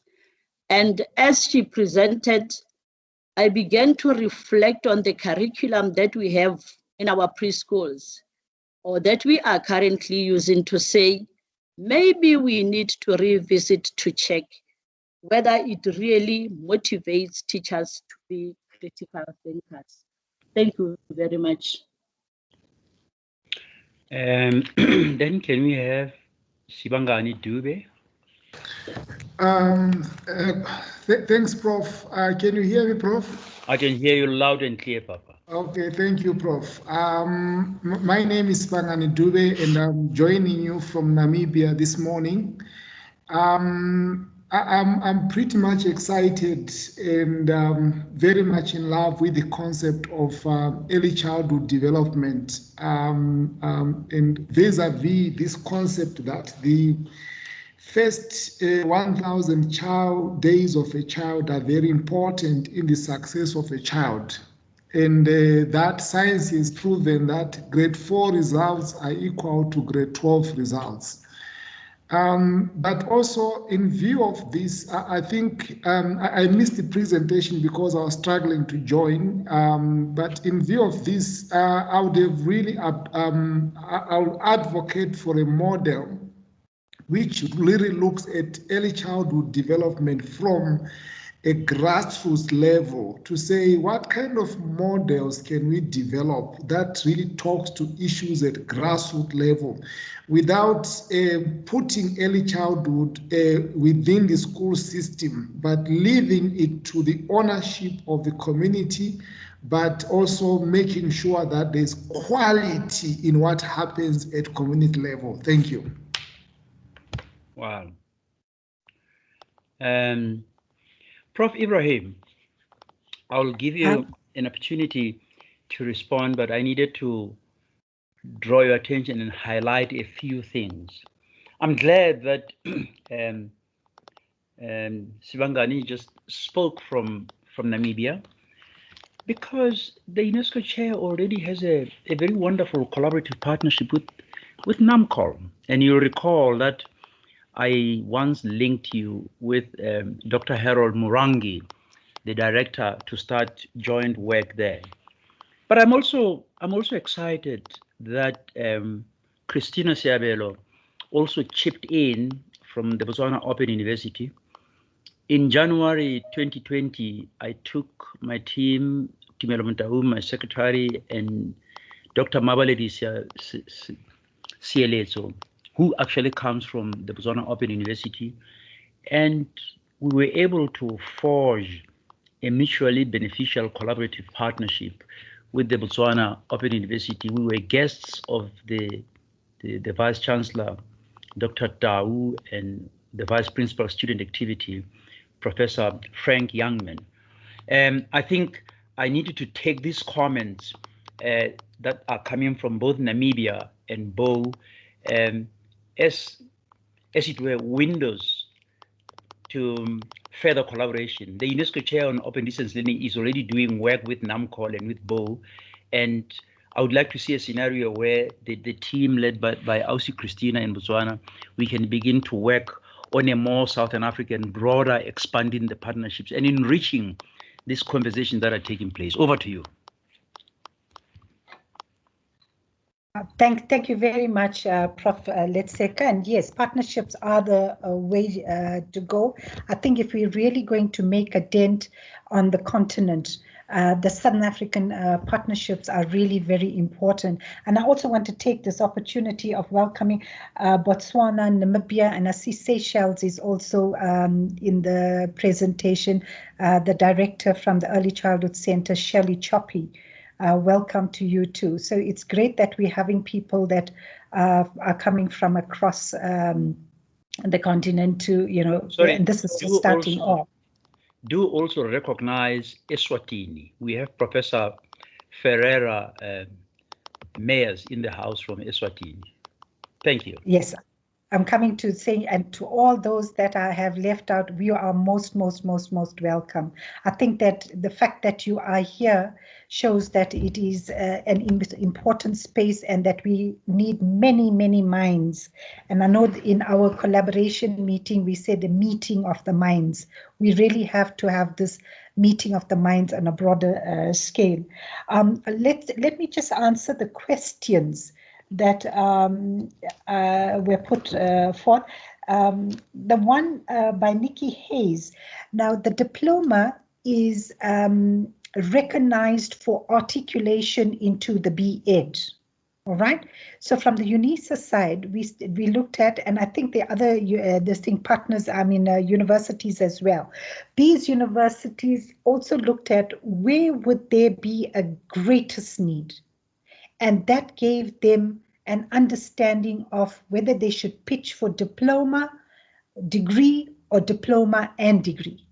All right, and some opted for both, some opted for just the diploma, some opted for the degree. Now the diploma, so UNISA's got the diploma on board now. It's still at CHE. We're still waiting for the SACWA IED, and we're doing all this work here. So you can see that we are still working on very tenuous ground, and hats off to our NPO partners that put so much of energy into this. But the pre-university program is an important one, and it's going to have its life in terms of how we navigate forward. So if we look at the diploma, it has to articulate into the degree.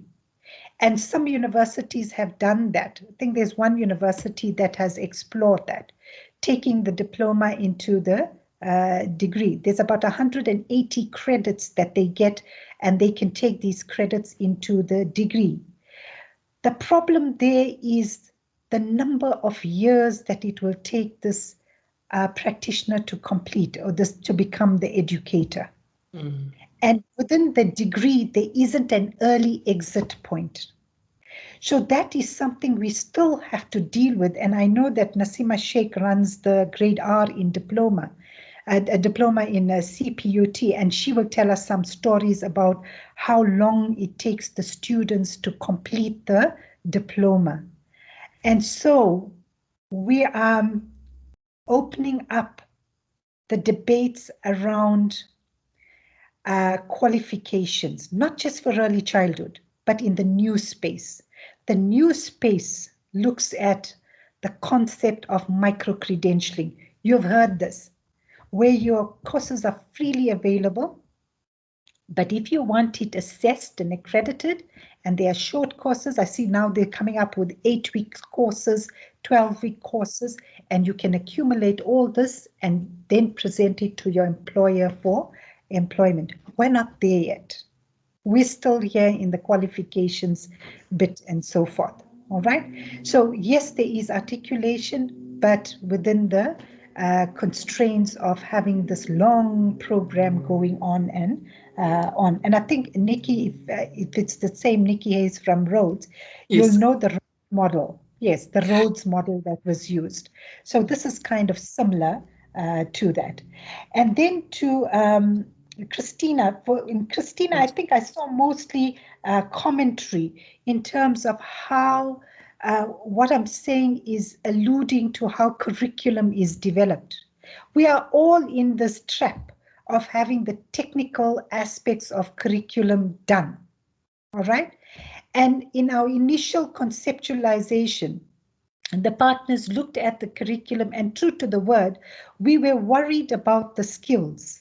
And coming in terms of the NPO world, they know exactly where the shortfalls are and things like that. So you really want to pay attention to those skills. But we're not going to change the field if we look at where the world is heading. It's a very, very quick changing, uncertain world. And our practitioners are going to work in this environment. That is why I said teacher education for uncertainty. So you have to look at the critical capacities that we build, and your curriculum. The curriculum as praxis allows this to happen, because the students engage, they learn, they witness their own thinking and where the shortfalls are. So if we respect them as knowledge constructors, right, instead of knowledge consumers, we might emerge with a different picture of who the early childhood educator is eventually. All right. And then the Namibian response in terms of the looking at the first 1,000 days, and then look at, yes, that's important for us to remember, okay, because this is the critical periods where development happens in really spurts and the lags for children at risk. So what we have to do is we have to look at models that are workable in the African context. And if you look at the vast array of work that the NGOs do, not just in South Africa, but across low and middle income countries, you will see that at the front line, they are engaging with these models. All right. And I know in South Africa that when we first looked at a model for early childhood, true to the word, the first one was center-based model. Until organizations like Let's See and Tree and Elru started showing the way through more community-based models that have home visiting programs. And so these were called alternate models to center-based programs. So the community is valued. So you do community development with a focus on early childhood. So whilst the children are in early childhood facilities, there are parent support programs that work on adult education. And these are being strengthened by the NPOs in terms of what they're doing for holistic early childhood development. So looking at the framings, because the first 1,000 days informs, for example, the nurturing care framework. And in South Africa here, we have the essential packages that has all those elements there. I would say that when you are building your model, look at the indigenous models first. And I remember in 2016, we did a special issue of on early childhood in disadvantaged context for the South African Journal of Childhood Education. And there were some lovely papers there, which I would urge you to go back and read. The work by Omar Kwani, by Pamela Wadende. You look at the kinds of things that they are saying about the wealth of knowledge in the communities and how these communities how this wealth can be used for the development of early childhood care and education practices. Now, the problem is that we don't have enough confidence in our models to put it out there. And so if we work in partnership with the NPOs, with governments, with higher education, the research community, we come together, the model building becomes more of a reality. And the underlying thing is that we have to take a research approach to this, and we have to solidify the models we advocate for through robust evidence. I'm going to stop there.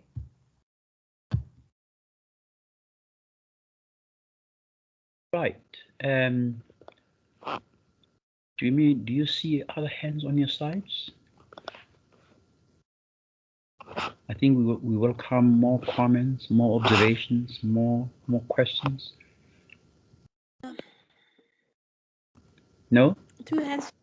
Okay, one went. Professor Bose, I think it's Bose. Yes. Just raised his hand, and there's a Pulani Kabomu that also raised it. Okay. Can we then have them in that order, Prof. Bose, and then followed by? Let me see how it's. Yes, Prof. Ibrahim will have a round of 2 more. Let's see how that goes. Prof. Bose? Thank you. Can you hear me? We can hear you loud and clear, Prof. Okay, thank you. I'm Professor Bose from University of Botswana, but I was very glad to see myself as attendee, which I felt that maybe I am soon going to be in UNISA. I'm not a guest. That's nice. A high hope. Huh?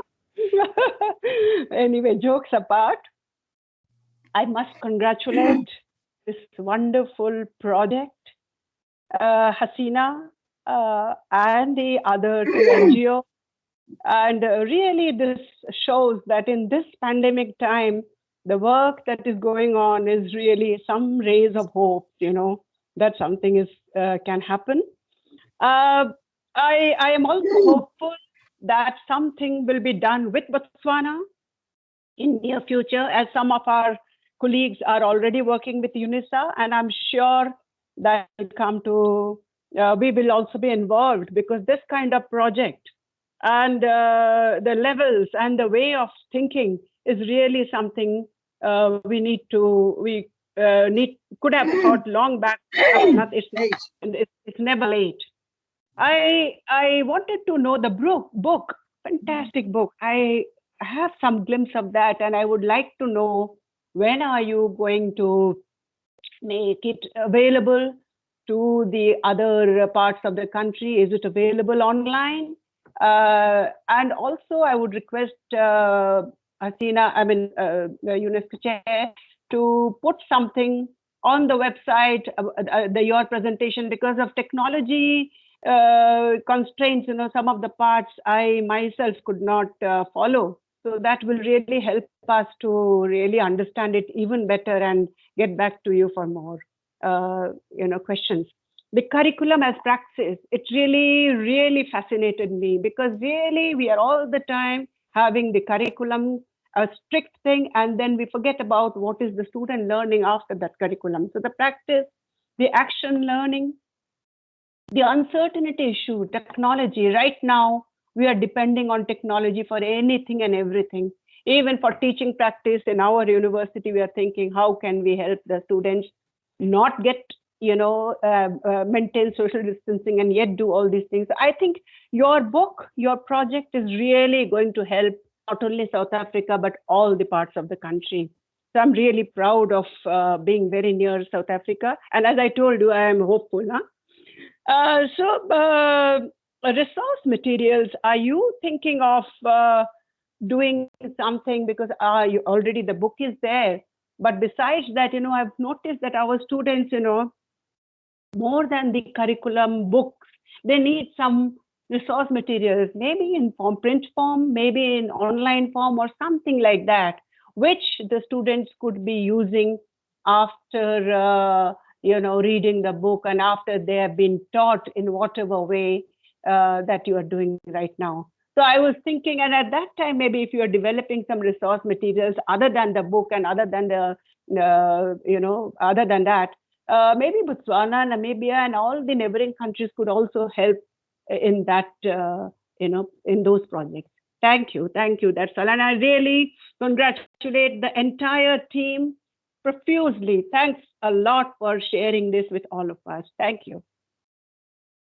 Right. Pulani, Kabomo? Is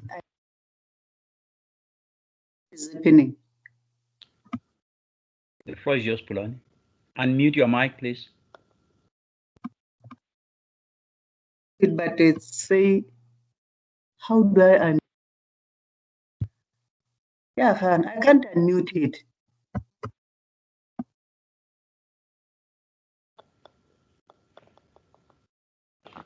Wow. It's difficult for me to unmute it. You're unmuted now. You have been unmuted, Pulani. Go ahead. No, she muted it again. Can you Can you unmute? hear me now? Yes, please. Just talk. Forget about the buttons. Thank you very much. This is quite an interesting project. I have learned a lot from it. And we at Botswana Open University, we still don't have a certificate in early childhood. And we have been trying to work on it, but I believe we will succeed in the end. Now, I want to find out if it is possible for you to share with us, firstly, the criteria which you use to admit those unprivileged secondary school completers who are interested in doing diploma and do not qualify because of their qualifications. Which criteria do you use, the qualifications and any other things? And also, if it is possible for you to share with us the curriculum which you use so that we can benchmark from it when we do our certificate in early childhood. Thank you. Right. Yeah, Prof. Ibrahim, would you kindly respond to those comments? Thank you very much. Thank you, Prof. Bose, for your comments. And with regard to the book is completed and it's in press, and we are hoping to launch the book at the South African Early Childhood conference, which takes place on the 13th and 14th of July. And it'll be freely available thereafter. It will be a hard copy and an EPUB. And, you know, I can always alert you. If you drop me an email, I can always alert you to that. My presentation will be given to Prof. Letseka, and he already has it, and he can put it up on his website. And I think that you draw a very important point for consideration. That is that if we're really getting serious about birth to four, having the book is just one avenue for intervention. But shouldn't every student get a sort of a package of resource materials that they can use for early childhood?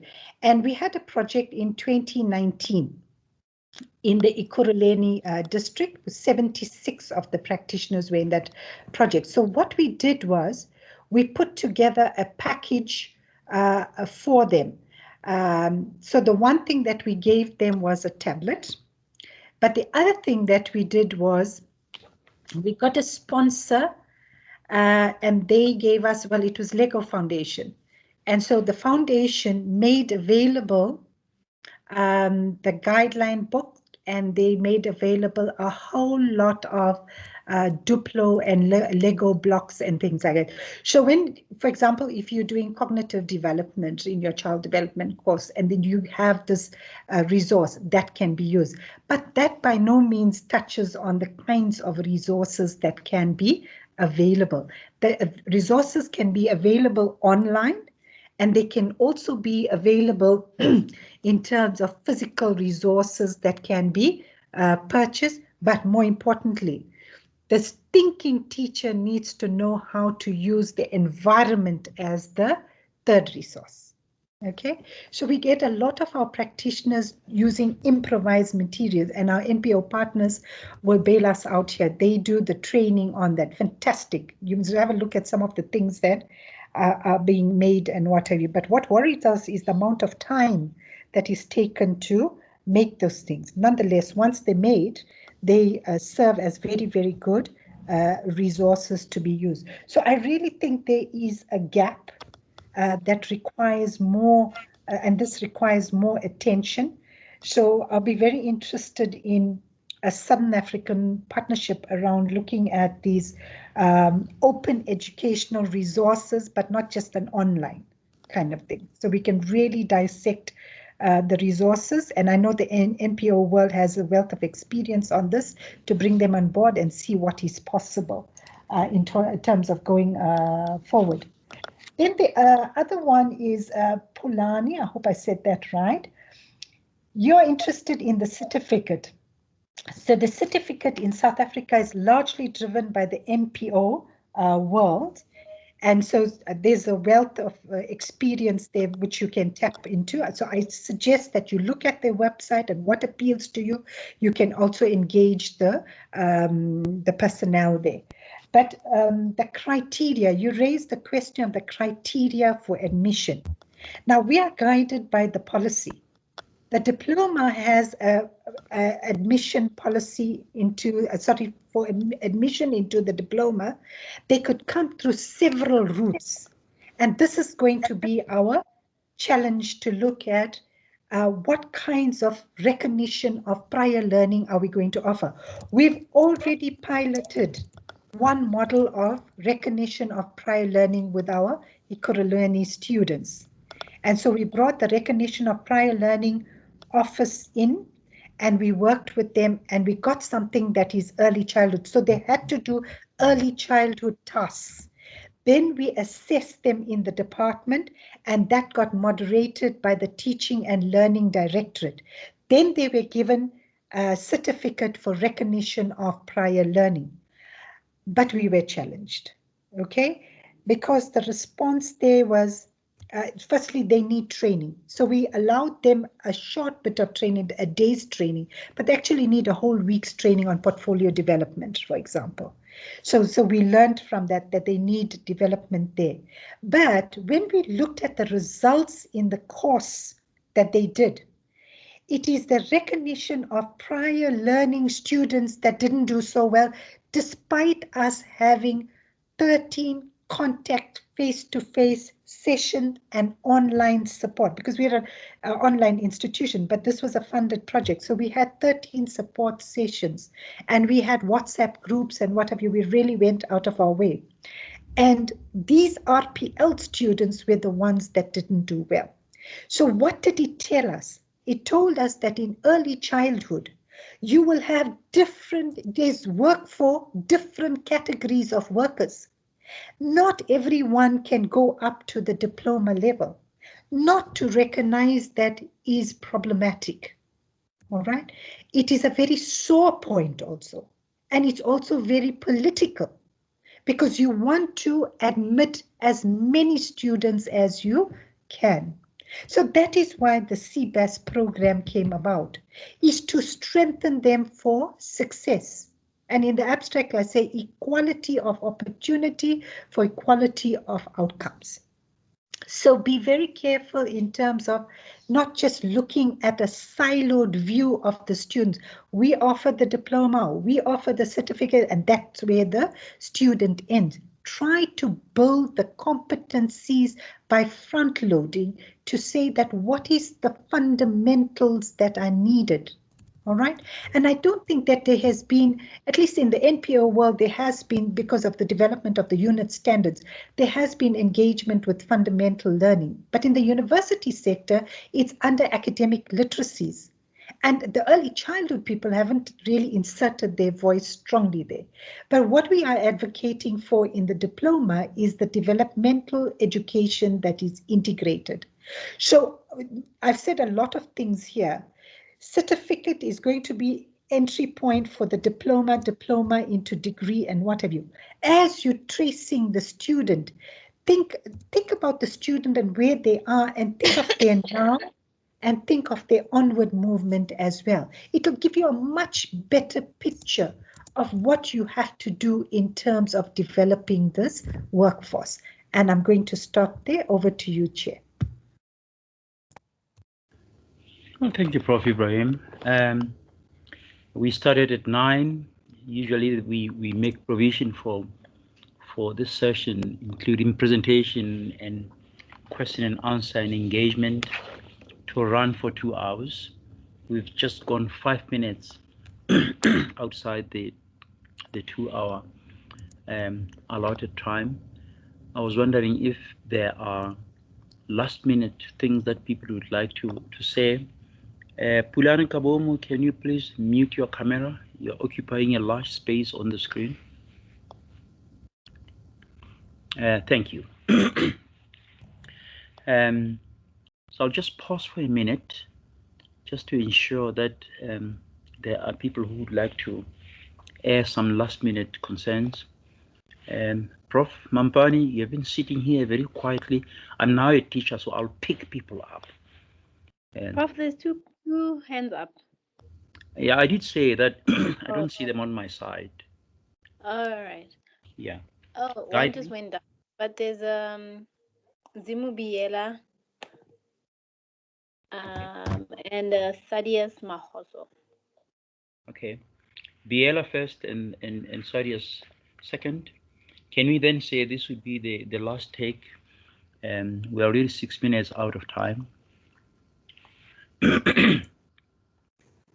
Go ahead. Thank you for the opportunity.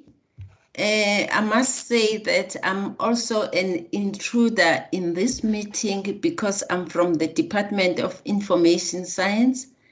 But because I also have a background in teaching, I was also keen to attend and hear what is going on and engage in this intellectual discourse. You know, it is very interesting to know that the research, such an important research is going on, and actually the researchers here are nipping the bud at the early childhood development level. And I'm not sure if you are aware, a lot is being done regarding research in education, but there are still many challenges that are being experienced, more especially at the foundation phase in South Africa. I'm not sure if you are aware regarding the surveys which are conducted by PEARS, the progress in international reading literacy study and the Southern and Eastern African Consortium for monitoring educational qualities, that is SACMED surveys, which continue to report South Africa as sitting at the bottom of the ladder in terms of reading and numeracy literacy. Yet a lot is done at the early childhood development phase. And again, the revised national curriculum statement for the basic education places high importance on literacy and numeracy skills as drivers for personal development and also the nation's economic prosperity. But when it comes to teachers who are supposed to be actually transferring the skills to our learners, they are still poorly trained. So that is why I'm saying really the project that you are engaged with is a mammoth and a very important task in our country and also in the continent. And my concern again regarding the project is the issue of language as a component of inclusivity, because I did not hear anything regarding that, and also regarding the curriculum regarding the integration of language in the curriculum. Can you actually comment a bit regarding that, the issue of language as a component of inclusivity? And I am also wondering if such projects can also be extended to the foundation phase, as teachers at the foundation phase who are expected to be teaching our learners reading for meaning are also still struggling regarding the issue of reading for meaning. Can you also comment on that? Thank you so much.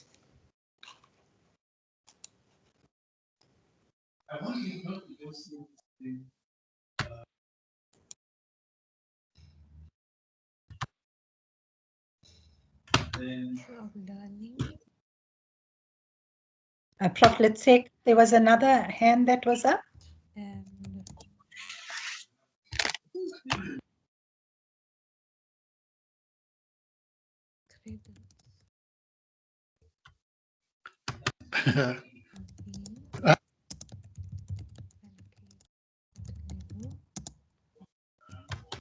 You're fine now. Don't mute again. Okay. You are hearing me? Yes, we can hear you. Okay. I'm skeptic. I've been listening to a contribution where someone was suggesting the taking of ECD from schools to the community. Though I'm in Botswana, at Botswana Open University, but I'm a Zimbabwean. I've been in Zimbabwe. Initially, ECD has been in the community only, but access to the children was limited because of several factors. Then to democratize or to enhance accessibility of ECD education to more children, the ECD schools were opened in primary schools. And as we speak right now, each primary school is having ECD classes, ECDA and ECDB, ECDA children from 3 to 4 and ECDB 4 to 5 years. And this has enhanced accessibility. So if taking not only accessibility, the quality of education improved because in schools, we have better qualified people than in the community. Yes, someone was saying we have to put in place certain measures to ensure that quality will never be compromised. But the other thing, when the ECD children are not at the actual school, the way the teacher, the ECD teacher is viewed is different from the one who will be at school. That one in the community is not viewed as a professional. And as a result, then the attitude of people towards ECD will be negative. The moment ECD came into schools, most parents became very willing to send their children to school. And you would find them wanting these children to be taught by qualified teachers in schools, not by paraprofessionals. So I'm seeing taking ECD back to the community as in the few years in the future, creating such problems that were avoided by taking it into schools in Zimbabwe. Thank you. Thank you, Thaddeus. You can lower your hand now. Prof. Ibrahim, can you respond to this? Then we will close. Thank you very much. To Diela from the Department of Information Science, thank you very much. And because of time, I'm just going to address one of the issues of extending the hand in terms of the project. I would like to report that we have a community engagement project that is headed by Dr. Ndo. And we are looking at a kind of a situational analysis of the mathematics and the literacy that gives a baseline for interventions via the university community. And they are doing some very interesting work. So if you drop me an email, I can put you in touch. And they're working with teachers directly. So this is the strand that we've taken the Department of Early Childhood. We're working strongly with teacher development, the educator workforce. And then Thaddeus, I think that you make a very important point that status is associated with the institution of school and not the community-based preschools. There's no way we can do away with community-based preschools. Those are key features of important early childhood work, and it not only gives work, it also enables children's rights in different ways. So we have to respect that community engagement models are here to stay. What needs to happen is the investment in it. So it allows for an important infrastructure, all right? But it must be supported. Like here in South Africa, we have what is called the function shift from the DOSD to the to education. And what is happening is that, so they're looking at the shift part now, and then they're going to look at functional improvement, all right? So in the same vein, if we look at community-based side, what do we do for the sites to be improved in their infrastructure, in their staffing, for example, and for other issues of quality? So I think that we really have to have this kind of activism around survival of the community-based sites that offer access with quality. Now, whilst I say that, I'm also aware of another model that is outside the schooling system, which is the business model. And you know that the business customer view of early childhood, children are customers, right? Parents bring more children, more money. And there hasn't been good practices around that there, all right? So we also have to guard with that, having like entrenched norms and standards and so forth for that to happen. The model of the school, when you absorb the 1 year or 2 years of preschool into the schooling system, it's cheaper for the parents, right? The children get the infrastructure of the school. For example, it could happen that the school nurses are then given duties to have health checkup in the preschool centers. Where there's poverty, they get a meal in the schooling system, all right? They have other kinds of infrastructure to support the pedagogy of early childhood. But what we have to guard against is the schoolification of the children. And I know Dr. Baipat has written about this, the schoolification with this heavy school readiness outcomes that sidelines play-based learning. We must guard against that, all right? So when we look at the models in early childhood in Africa, we should be looking at a mixed model delivery for early learning, for example, all right? And what is key there is that if they are creating access, that access needs to be tempered with the quality that we desire. And that's another debate of what quality means and what have you. I'm going to stop there and over to you, Prof. Letseka. Thank you, Prof. Ibrahim.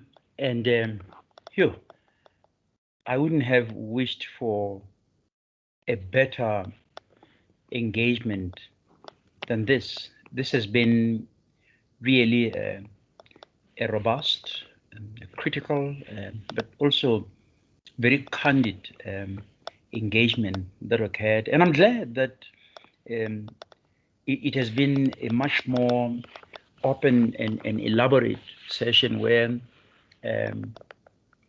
it's not just academics. And I'm really excited that members from the non-governmental organizations are here and we were able to share our concerns, open up and candidly take everyone on board and basically move together as a team driving the ECD agenda forward. And that's exactly what we do.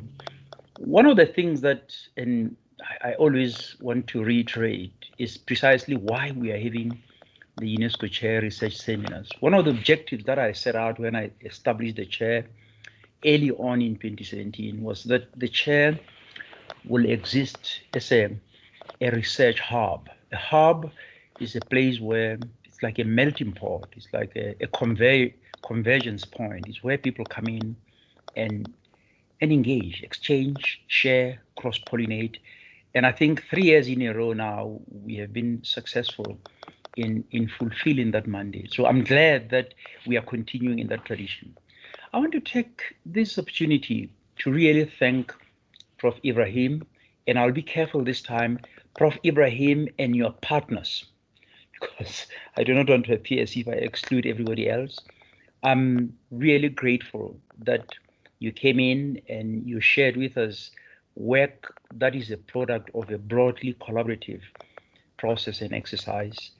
But it's also work that has showcased a more progressive approach. You have engaged a lot of high-profile approaches in the driving of the ECDE mandate and agenda. And for that, I'm very grateful.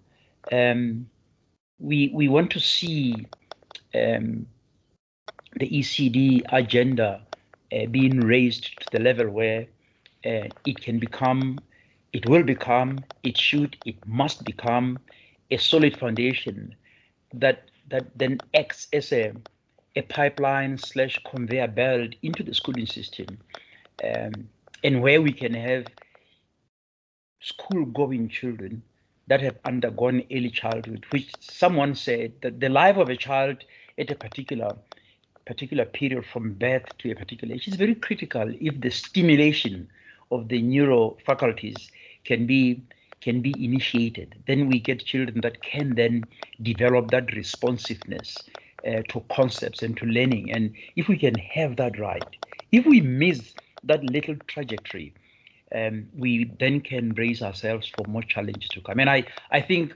people need to realize that the importance of early childhood development is not something that can be underestimated. It's critical.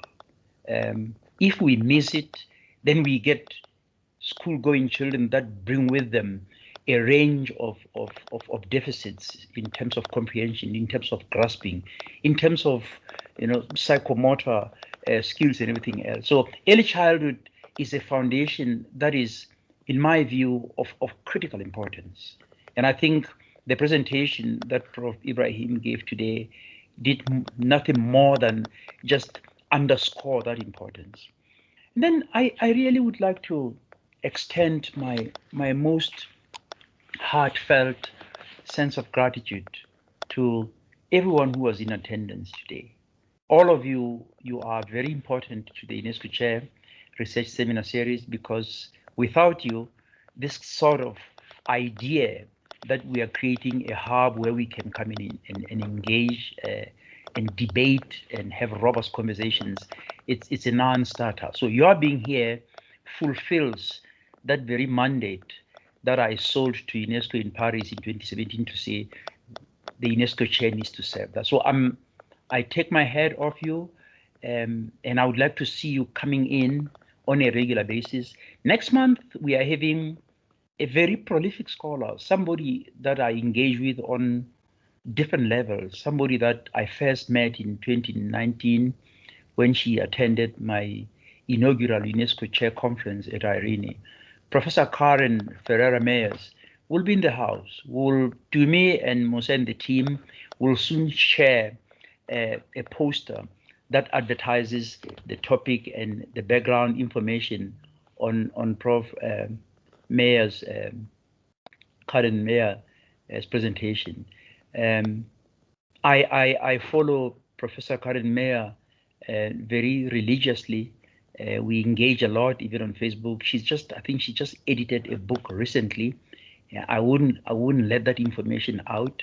She will talk about it when she speaks. But this is just to share with you the fact that we are going to be having in our midst somebody who is on the cutting edge of research. I want to thank particularly all people that have come from all walks of life. Nikki Hayes from Rhodes. I worked with Professor Fred Hendricks, so I'm very much familiar. Professor Chrissy Boyge, we done a lot of work. We met at conferences, San Francisco, everywhere. So I have a very soft spot for Rhodes, given that I spent 10 years at the University of Fort Hare. Anybody who comes from the Eastern Cape will know that the University of Fort Hare and Rhodes are sister universities in the region, including the Nelson Mandela Metropolitan University. So Eastern Cape is a province I'm very dear, that is very dear to me, and I'm humbled that we have a guest from Rhodes here. But the people from Botswana Open University, the people from the University of Botswana, people from Namibia, people from Zimbabwe, and all the guests that are part of the collaborative partnership with Professor Ibrahim, all kudos to you for gracing this opportunity and turning this into a really exciting session to be. And we do it over and over and over again. Do not miss this opportunity. The UNESCO chair always brings in exciting people to come through. We had Mr. Shizeve, he came in and came out. I need to mention his name. This is the UNESCO and Health representative in the Department of International Relations. He was here, and I know he struggled with connectivity, but it's also to acknowledge that we had somebody of that stature coming from the portfolio of UNESCO and Health in the Department of International Relations. So to all of you, thank you very much from the bottom of my heart. Let me close off by thanking my team. I'm surrounded by a really dynamic team led by my secretary, Mr. Taung. When I started the chair in 2017, when I set it up, it was just the two of us. And we began this planning Ms. Mutaung has since qualified as a certified project manager. So what you're seeing here, all the nuts and bolts that are come together, these are processes that are driven by a very young, dynamic, certified project manager who takes her work at the UNESCO chair as a project that starts with the idea, the rollout, the implementation, and then the debriefing on where we go. Normally after this session, she convenes a meeting and brings to attention, how did you do? What did you do well? Where can we improve? And for me, that's a profound view of someone who is a millennial, still in her early 30s, but who has a very wonderful foresight. Then we have the baby in the house, Ms. Nomusa Sibaya. In her early 20s, she's our administrator, very determined, she's learning every day.